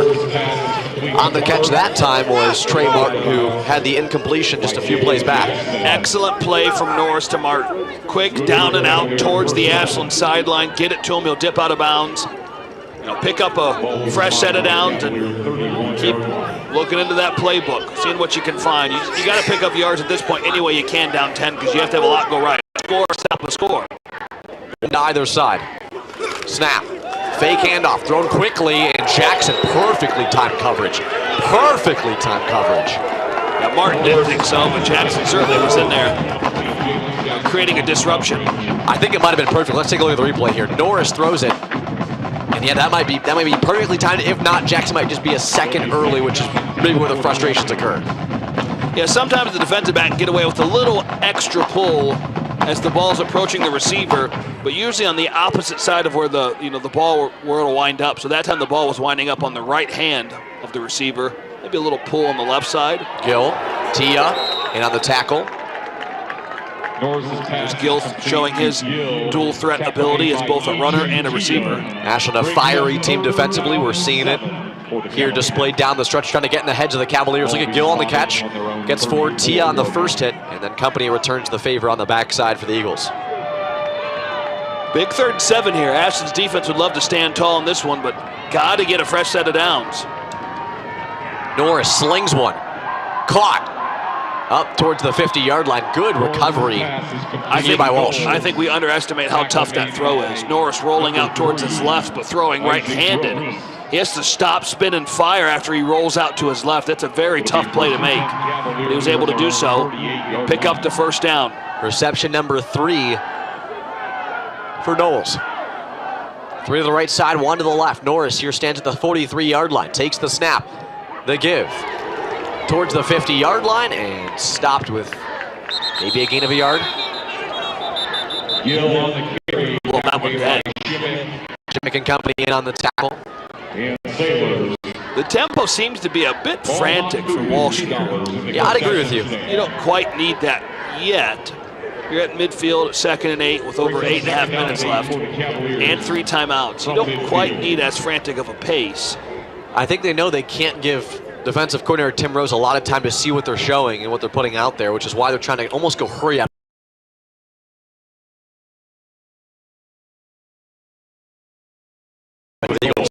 Austin Knowles on the reception for the Cavaliers. That ball can only be thrown into one spot because there's 4 purple jerseys around Knowles. It's there. It has to get over that first initial defender, and then Knowles can wind up with it because he was making an excellent play cutting back towards the middle of the field. So a great throw by Norris and a great catch by Knowles. Great wrap-up by Sailors defensively for the Eagles to not to let Knowles get into open space. Quickly, Norris flats, caught. Ball going to go forward to about the maybe 37, 38-yard line. Some good fundamentals being shown by both teams here down the stretch. Jackson very busy near that Ashland sideline, leading the way in that defensive back room. A lot of receivers getting involved here late in the game. Norris targeting everybody he can to kind of light a spark for this offense. We've seen Knowles, Butler, Gill, Gooding, and Martin now with receptions on the game. All but Martin have 3 or more. Norris had the RPO and decided to keep it. And you can actually see some frustration from Jet, who actually threw his hands up. Watch him. He could have given it to him and taken off, but Norris decided against it. I mean, I think the right read is to go to Jet because he just ran into a head full of a bunch of Eagle defenders. Yeah, Jet looked like he was, no one's trying to, the receiver's never trying to pull it away from the quarterback, but that was kind of an example of where he was kind of doing that. He wanted the football there, and, the quarterback, Norris, is trying to keep it away from him because he thinks he has the better read. It clearly wasn't. Norris loads up, slings it, caught. Big hit, ball pops up. Oh my, nearly picked off. What a hit by E.J. Tia. Very similar to a hit we saw in the first half where Brock Henney got hit in a similar way and kept control of the football and hauled in a reception. This time, Tia brings the boom and the receiver unable to haul that one in. Talk about a shot you take unexpectedly from behind. Right in the back Doesn't side. even know it's coming, but great hit. Not to be too high, not too low. It's an excellent hit. Shoulder pads by E.J. Tia, nearly picked off by the Ashland defense. That could have been a huge takeaway for Jack Talkington, who's been in the right spot a number of times today for Ashland. Luckily, no injury by the receiver either. He got really hit hard. Was able to pop back up and keep the legs moving. Toughness and strength on display. 4th down. They're going to try to pin Ashland back.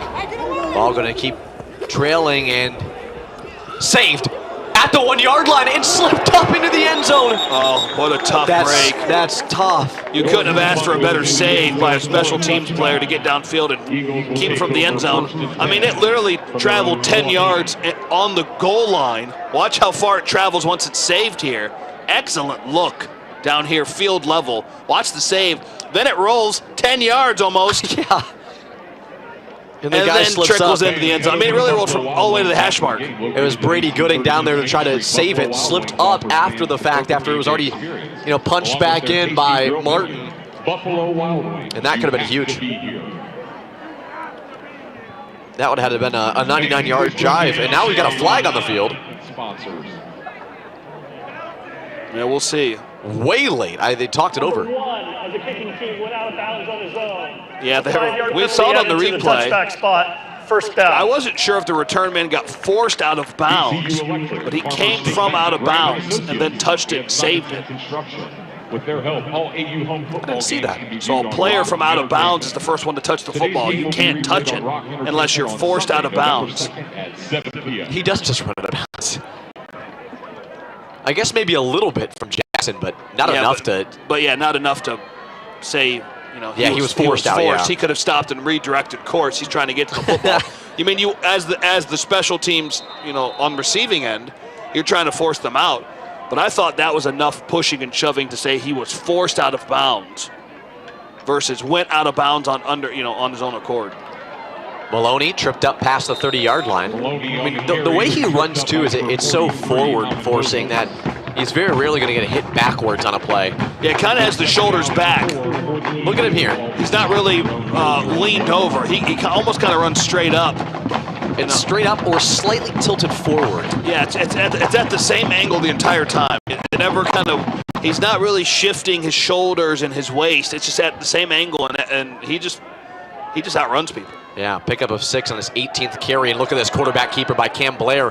Flips over a man on a good block from one of his guys, close sideline, marry me, and it's under 6 to go. Ashland has a chance to run out the clock. If they score on this drive, that might be the nail in the coffin here against the Cavaliers. I don't think they score on this drive. I think they move this clock as much as possible, and if they have to, they'll boot it downfield. I wouldn't even take a shot through the air unless I was facing a 3rd and long situation. I'd keep the ball on the ground as much as possible, keep that clock moving. We know it's such an experienced coaching staff here at Ashland, so they definitely have been in situations like this. Head coach Doug Geiser has been with this program for 20-plus years. Coached previously at Akron before taking over for the legendary head coach Lee Owens. Most recently, Maloney hit in the backfield. Might be his first loss of the game. They're actually going to say he got a yard. 19 carries now for 116 yards, 2 scores in the passing game, 2 receptions, 18 yards.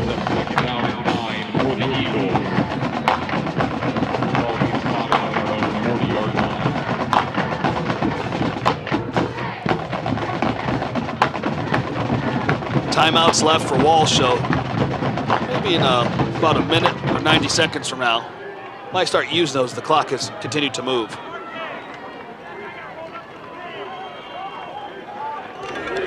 4:40 to go. Hand off close sideline, and that's a loss. Maloney hit high on the play. On the tackle, number 24, that's Donovan Knightweiler, the redshirt sophomore. You'll see a lot of these Cavaliers from the Kent-Akron area end up in North Canton, Ohio with the Cavaliers. And you see him nearly a horse collar, got the back of his helmet pulled down by Knightweiler. 4:05 and counting to go, 3rd and 11. You talked about it, Derek. We'll see. Are they going to pass it here on this play or not, or just keep this clock trending downwards?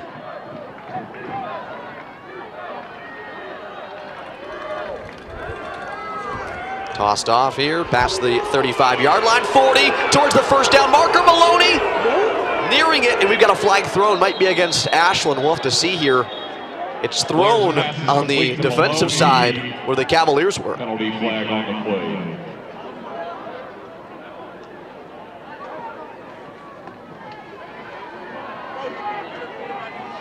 Referees talking things over as we wait to see. And our head referee, Christopher Glass, waits a moment. Does he have the call yet? I don't know if he does or not. The Cavaliers are talking things over on the far sideline. I think they're going to try to accept it and push Ashland back. The players are telling their coach to do that. Holding, offense, number 16. It's a 10-yard penalty, replay 3rd down. Wow. So the decision to replay 3rd down has a chance to take more time off the clock. Take a look at the replay here on the left side. Yeah, it's Harvey with the holding. He's dragging the guy down to the ground, and I think technically that might be a block in the back as well. Yeah, pretty easy call for the officials. Either way you look at it, the call goes against Ashland. But the interesting thing there would have been 4th and 1. Instead, it will now be 3rd and very long here for Ashland. If you run the ball, you get to take more of the time off the clock. If you pass it, you could potentially pick up the first down. A tough decision for the Cavaliers coaching staff to make, but the players seem hey, we want to push Ashland back as far as we can. 3:46 to go here in the game, a 10-point difference. The Cavaliers need a stop, and they need 2 scores. The snap, the give to Stevenson, popped. Stevenson on the carry, tackle made by number 50. Will Walsh take a timeout? Take a look at the replay here. Stevenson immediately gets this ball and maybe trots 2 yards before he's hit. The right edge kind of got blown up there by the Cavaliers' group led by Nate Watkins, the senior from Canton. Ashland ready to waste some time off the clock here. They've got 15 seconds left on the play clock. The Cavaliers have been set for quite some time now. As this clock will be under 3 minutes when they get the ball back. That's not a lot of time to work with. The Cavaliers have got to move quick if they want to potentially pull out a win. Yeah, you got to get a score, a stop, and a score. Onside kick might be coming up if Cavaliers could get a touchdown. Play game, offense, 5-yard penalty, 4th down. Smart move by the coaching staff of Ashland. Let that clock dwindle all the way down, and you get 5 yards tacked on here if you're Walsh in theory, but what that also does is give you every second off the board as possible. So the clock is stopped at 2:57. Cook, right leg boots it. Soaring punt high down the field. Bounces at the 45 and goes out of play at the 41.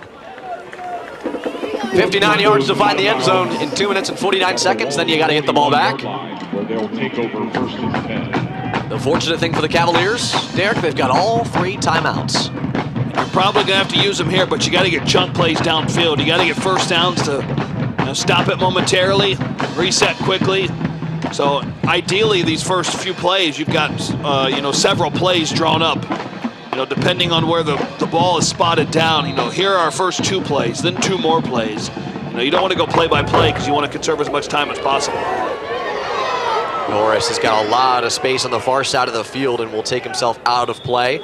Stops the clock and gets him up past the 45-yard line, nearing the first down marker. 6-yard gain on the play brings up 2nd down and 4.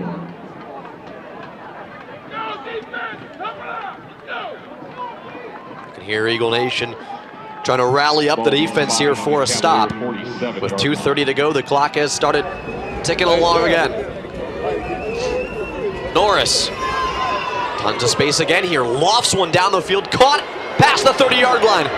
25 and into the red zone moves the Cavaliers. Jet on the catch. A fantastic play for this Cavalier offense. Jet downfield for one of the first times today on the receiving end of a pass. He's done quite a bit of work as a man in motion in this offense, and a couple times been a part of a wide receiver reverse jet sweep types of plays. And we've now hit the 2-minute warning here in the fourth quarter of play. Scoreline 23-13. As a reminder, not to miss out on these events live and in person. You can find tickets for all Ashland University athletic events anytime at goashlandeagles.com/tickets. That's goashlandeagles.com/tickets. Don't miss the action. Be there in person to cheer on the Eagles. Ashland leading by 10, 23-13. Back of the AFCA Top 25 Coaches Poll. Ferris State and Harding seem to be on a collision course in Division II college football. The top scoring offense at 52 points a game, the Bulldogs. The top scoring defense, Harding only gives up 5 points a game. Wow. Top two teams 8-0, West Florida, Kutztown, and Augustana 8-0. Then Western Colorado 5 and 6 have kind of been shuffling the last few weeks at 8-0. Colorado State, Pueblo, and company rounding out 7 through 10. There's Findlay and Ashland and all sorts of teams. University of Indianapolis beat Ashland early in the season. They're there at number 12. Minnesota State, Johnson C. Smith and company rounding it out. Grand Valley State, an unusual 4-3 spot for the Lakers, but rounding out the top 25. Lots of good football left to be played, and a collision course, maybe not just between Ferris and Harding, but Findlay and Ashland coming up soon. Norris is thrown to the flats, is going to be considered to be incomplete, was thrown forward. But you're right, Derek, they'll be taking on one another here at home next Saturday, what is expected to be the game that determines the winner of the Great Midwest Athletic Conference, potentially who ends up making the NCAA tournament. Yeah, then host some playoff games, so a lot on the line a week from now. Still a minute 53 of game action here between Ashland and Walsh, but Eagles certainly in control. But Oilers-Eagles perhaps could be the game of the year in the Great Midwest Athletic Conference, if not Division II college football. Dropping back, Norris steps up, breaks through one tackler. It was Shimmick, throws on the run, Jet the catch, past the 10-yard line, inside the 5, out of play. And we'll see where they mark him down. It looks like it's going to be the 7. This game not over yet. Jet able to tiptoe his way up the sideline. Try to get as many yards as possible here late in the game. A score. Out of bounds. And then a lot has to go right, but you got to get the score first, but now only 7 yards away from doing so. The nice thing, too, is look at the timeouts on your screen. Cavaliers still with all 3 intact. 3 wide look, Norris. Turns, looks, fires back of the end zone, overthrows his target. Tried to go the way of Butler in the back left corner. Second down and goal. What's also pretty impressive at this point in the ballgame for Walsh is, excellent clock management. They've used no timeouts here. So they're going to perhaps score, cut it back to 3 with 3 timeouts. And Ashland would have the ball back leading 23-20 if all goes Walsh's way in the next couple of plays. 3 to the right side here for the Cavaliers. The snap for Norris, turns, looks towards the end zone, fires it on a dime and Jet. In and out of his hands. I know it's a hard thrown ball, but that's one you need, especially now with it being 3rd down. Yeah, if he catches it, he might just be able to just work to his right. Kind of thrown behind him, but not the hands. Yeah, not as much to say that was on the quarterback. Got to catch it because then he could just turn and cross the goal line and 6 points. 10-point difference. Cavaliers near the end zone. Dropping back, Norris looking for it. Across the middle and out of the hands of Jet again. Got to take the field goal, take the points. Could have gone to either Jet or Butler. Not sure which guy it went off of. Let's take a look here at the replay. Norris throws it, and yet off the hands of Jet again. See, I'm always of the opposite opinion on a play like this. I know you want a touchdown. The touchdown's the most difficult thing. But why not take a field goal here? Because if you miss it anyway, the game's over. Game's over, right. So take 3 points and then go for the onside kick and try to get the ball back to score the touchdown. Take some points here, because if you don't score here, it's over. So I understand why they keep the players on the field for a touchdown, because it's the most difficult thing. Should be on Ashland. Yeah. Jumped offside the left edge. It was Number 2, Elijah Baldridge, immediately put his hands to his head, was getting a little too feisty. Offside, defense, number 2, crossing the neutral zone, causing reaction by the offensive player. After distance to the goal, still 4th down. And now, obviously, you have to, go for it. Don't bring the field goal unit out. Have to insist the goal. Yeah, you're going to be at the 3-yard line maybe here. Yeah, I've just always been, especially as the game grows. Well, look at the coaching staff trying to call a timeout there. They didn't take the timeout. Maybe they were thinking about changing this. And now, they are. Yeah, now. Wow. See, as the game grows more analytical, I've always thought take the points now. It's like 4th down's changing so much. Who punts it? Let's take the shot. Analytically speaking, we have better odds to win this game going forward on 4th down than punting it every time. Take the points now and then play for the onside kick. Snap, kick, holds perfect, and it's through the uprights to bring us to a 7-point difference. And honestly, too, I don't know why you'd take a timeout in that situation, because then you'd leave yourself with just 2 remaining, and the clock could be run down all the way. Now you have 3 at least. Well, you could stop it if you regardless of what they did yet to begin with. Had they just trotted out the field goal unit, you have 90+ seconds left and 3 timeouts, down 7. Because now you can play with the clock. You might not even need the onside kick with 3 timeouts. You might choose to do that because you could still, at least take a chance at getting it back quickly and then conserve the timeouts for offense. So there's so many things that you get to decide on within your control if you just take the points like they did there. But why keep the offense on the field and go for the touchdown? It is the more difficult of the 2, scoring plays. But this was the right choice. Take the points and then play for the touchdown. I'm almost thinking, too, though, Derek, I don't know if you go for an onside, because if you go for an onside and you end up on your half of the field, let's say you do force Ashland 3 and out.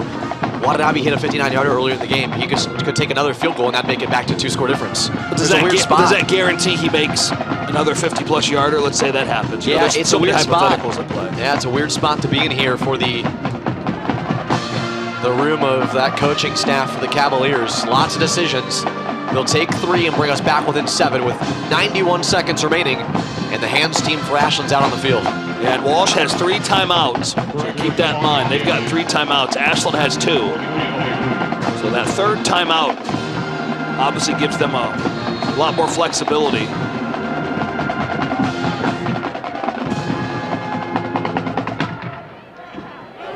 Right arm goes up. Right leg pops it. It's going to go down. Walsh got it. Walsh has the football. This game's not over yet. Exactly why you take the points. Exactly why you take the points. Don't leave the offense on the field going to score a touchdown. Take the field goal and then play for the touchdown. It'll be 1st and 10 Cavaliers. So 1st and 10 here for the Cavaliers. The ball spotted at the 47-yard line. Take a look at the replay. Look at this diving play. Has to travel to the 45-yard line before it can be touched by a Cavalier, and it is. That went 12 yards before it was touched by a Cavalier. Excellent onside kick. And this is why you take the points.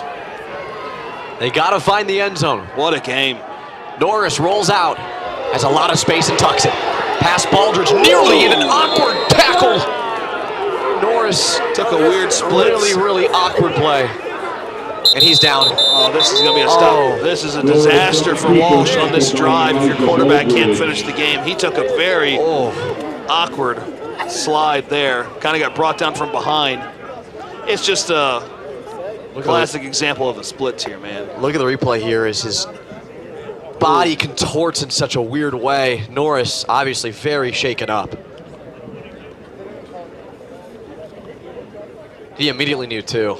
Yeah, you could tell by the way he went down. So Walsh is elected to use their first team time out to avoid the 10-second runoff. So what the official just said is very key right here strategically. Walsh will take the first of their 3 timeouts because they want to avoid a 10-second runoff. So you have to ask yourself as you sit at home and play couch quarterback, would you have kept the timeout and took the 10-second runoff because of the injured player? Do you keep the timeout or do you take it? They opted to take the timeout to avoid a 10-second runoff. So basically the coaching staff of Walsh is equating that a timeout's worth 10 seconds here in this game. And we'll see if that proves key down the stretch. But now, for the first time today, a new quarterback in the game for the Cavaliers. They've split sometime this year. This quarterback has never played a snap of college football this season. So they don't go with the one that has played sometime this year. Hayden Wicker was the quarterback who played previously. He's not out there right now. Thrown into the flats, caught quickly. Get one blocker, turned up the field, past the 45-yard line and out of play. The quarterback that's in right now is the freshman from Akron, Ohio, Stevie Diamond, 6'2", 180 pounds. Good for a Cavalier. And the Cavaliers are looking for their diamond in the rough right now in this situation. Ball will be placed on the Ashland 43-yard line. Diamond hoping to shine bright here the rest of the way at Jack Miller Stadium. We'll see if he can do so and lead this Cavalier offense down the field to tie the ball game. The freshman's first look at the college game. Drops back, lots of pressure, rolls out, has a lot of room. He's gonna tuck it, past the 35-yard line, sliding down. Hit high, no flag throw. Spotted at the 36. Slid a yard short of the first down marker though, so that clock's gonna keep moving. Look at this. They're gonna take a timeout. Walsh does take a timeout. Great athletic play here by Diamond. Nearly was upended by Vasquez. Walsh, their second of the half. All right, just like that, Walsh down to one timeout. Took the first team timeout following the injury to Norris. The freshman quarterback who's played all of today for the Cavaliers exits the game here late in the fourth quarter, shaken up on an awkward play where he kind of legs split out wide and he gets shaken up, lower body injury. And now the freshman quarterback, Stevie Diamond, in the game, trying to lead this team from behind and tie it up and force overtime at Jack Miller Stadium. They take the second timeout just a moment ago, and now with one timeout left, 1st and 10.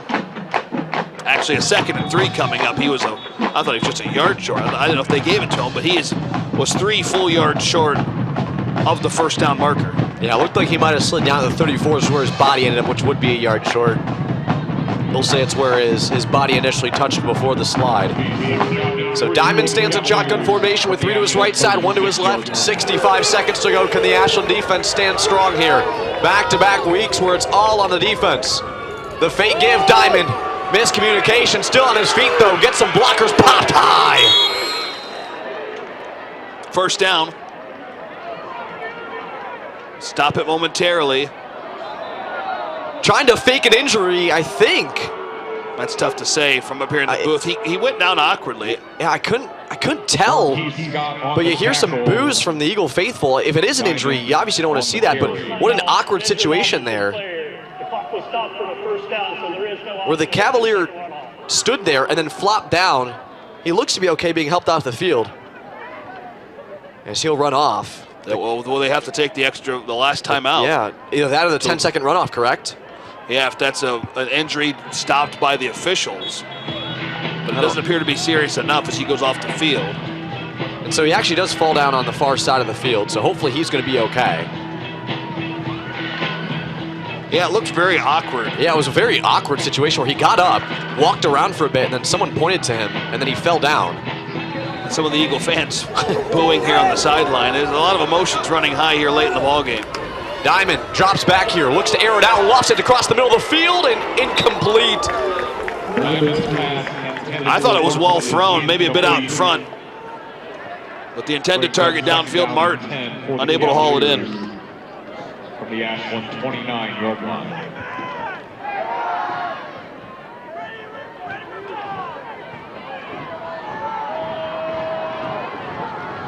Tough spot for the Cavaliers to be in, 49 seconds to go. 10-second runoff did not go into effect. 3 to the left, 1 to the right. Diamond drops back and has tons of pressure. Yeah, now they're going to have to take that final timeout. Baldridge and company in there quickly. Diamond frustrated, he wanted to go quick, but the timeout taken brings up 3rd and very long. The Eagle defense looking for a stop here. Kind of putting your freshman quarterback in an impossible situation. Take a look at the replay here. A lot of free runners here, man. That's just so difficult. Freshman quarterback.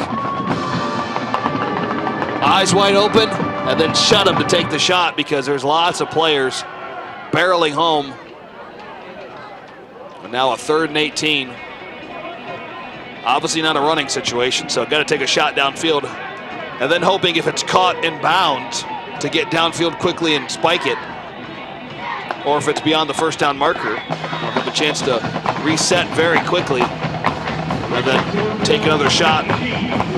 And that timeout, you've drawn up 2 plays. You have to have drawn up 2 plays because you don't want to go play by play. You don't have enough time and no timeouts to stop it. Can't huddle up, obviously. So if we get the first down marker or near it, we do this. But that 3rd and 18, actually they could spike it if he's in bounds because it'd be 4th down. And he slips up again. Michael Shimmick on the sack to bring up 4th and very long. Diamond's right foot slipped, and Michael Shimmick makes it happen. Hurry up for the Cavaliers. Down under 30 seconds left. Walsh trying to fly. The 3rd and 18 situation just really, really dooms the Cavalier offense. Diamond, Shimmick, ball loose, on the deck, picked up, Wakula and company. And that's all she wrote. Ashland will have to snap it following the turnover on downs, but that should do it as the Eagles will emerge victorious. What a sequence of events late in the ball game, all led by that feisty, prolific, top 10 in America Ashland defense.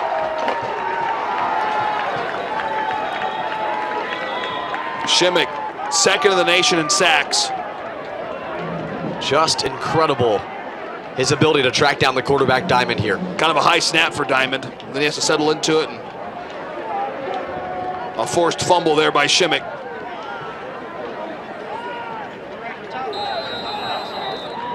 And then the offensive lineman trying to make something out of nothing, but when all is said and done, the final score will favor the Ashland University Eagles by 7, 23-16 over the Walsh Cavaliers.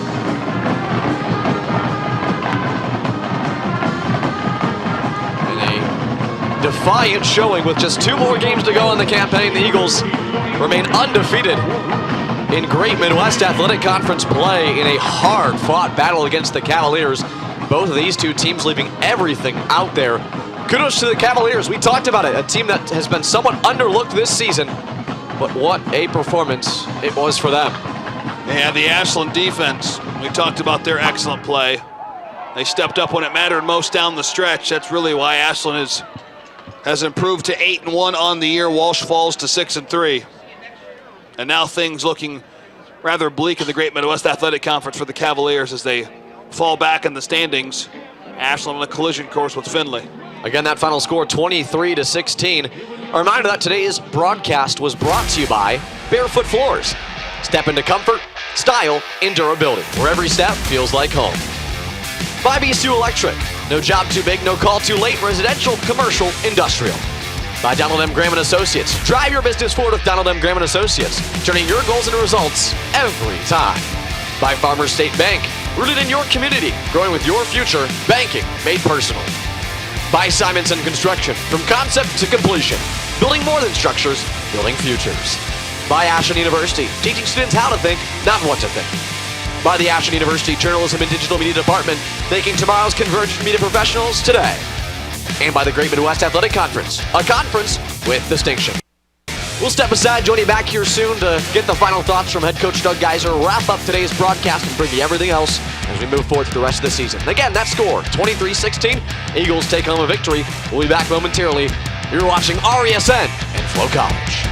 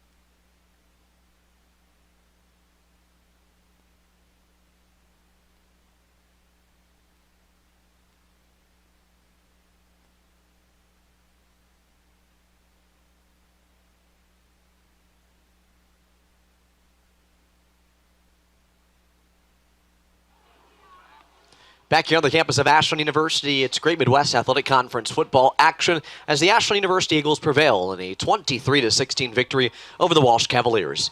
And back here inside of Jack Miller Stadium, I'm Kid Krakus doing alongside Derek Wood for this affair that we had here today, and a hard-fought victory for the Eagles. Yeah, back-and-forth battle between these two squads. Some quick numbers, total offense for both squads. 75 plays for the Cavaliers. We saw two different quarterbacks. Norris got injured late in the ball game. They brought in the freshman Diamond. They couldn't quite draw up the last few plays to get there and tie that ball game. But 75 plays for 344 yards of total offense. Meanwhile, for Ashland, 57 plays for 355 yards of total offense. Both teams finished with exactly 155 rushing yards and only 11-yard differential in passing yards, 189 for the Cavaliers, 200 for the Eagles. So when we talk about back and forth, it really was. Yeah, no doubt about it. And a number of players got involved for Ashland. Obviously, we saw Cam Blair finish with over 200 passing yards. Chris Maloney had himself a great day. Harvey and then Watanabe. And it's like I mentioned during the broadcast, Derek, three freshman players getting involved and leading their respective stat categories. And then obviously the veteran Cam Blair being the man who kind of set the mold and everyone else filled it in place. You know what's unique about this game, that second half of action?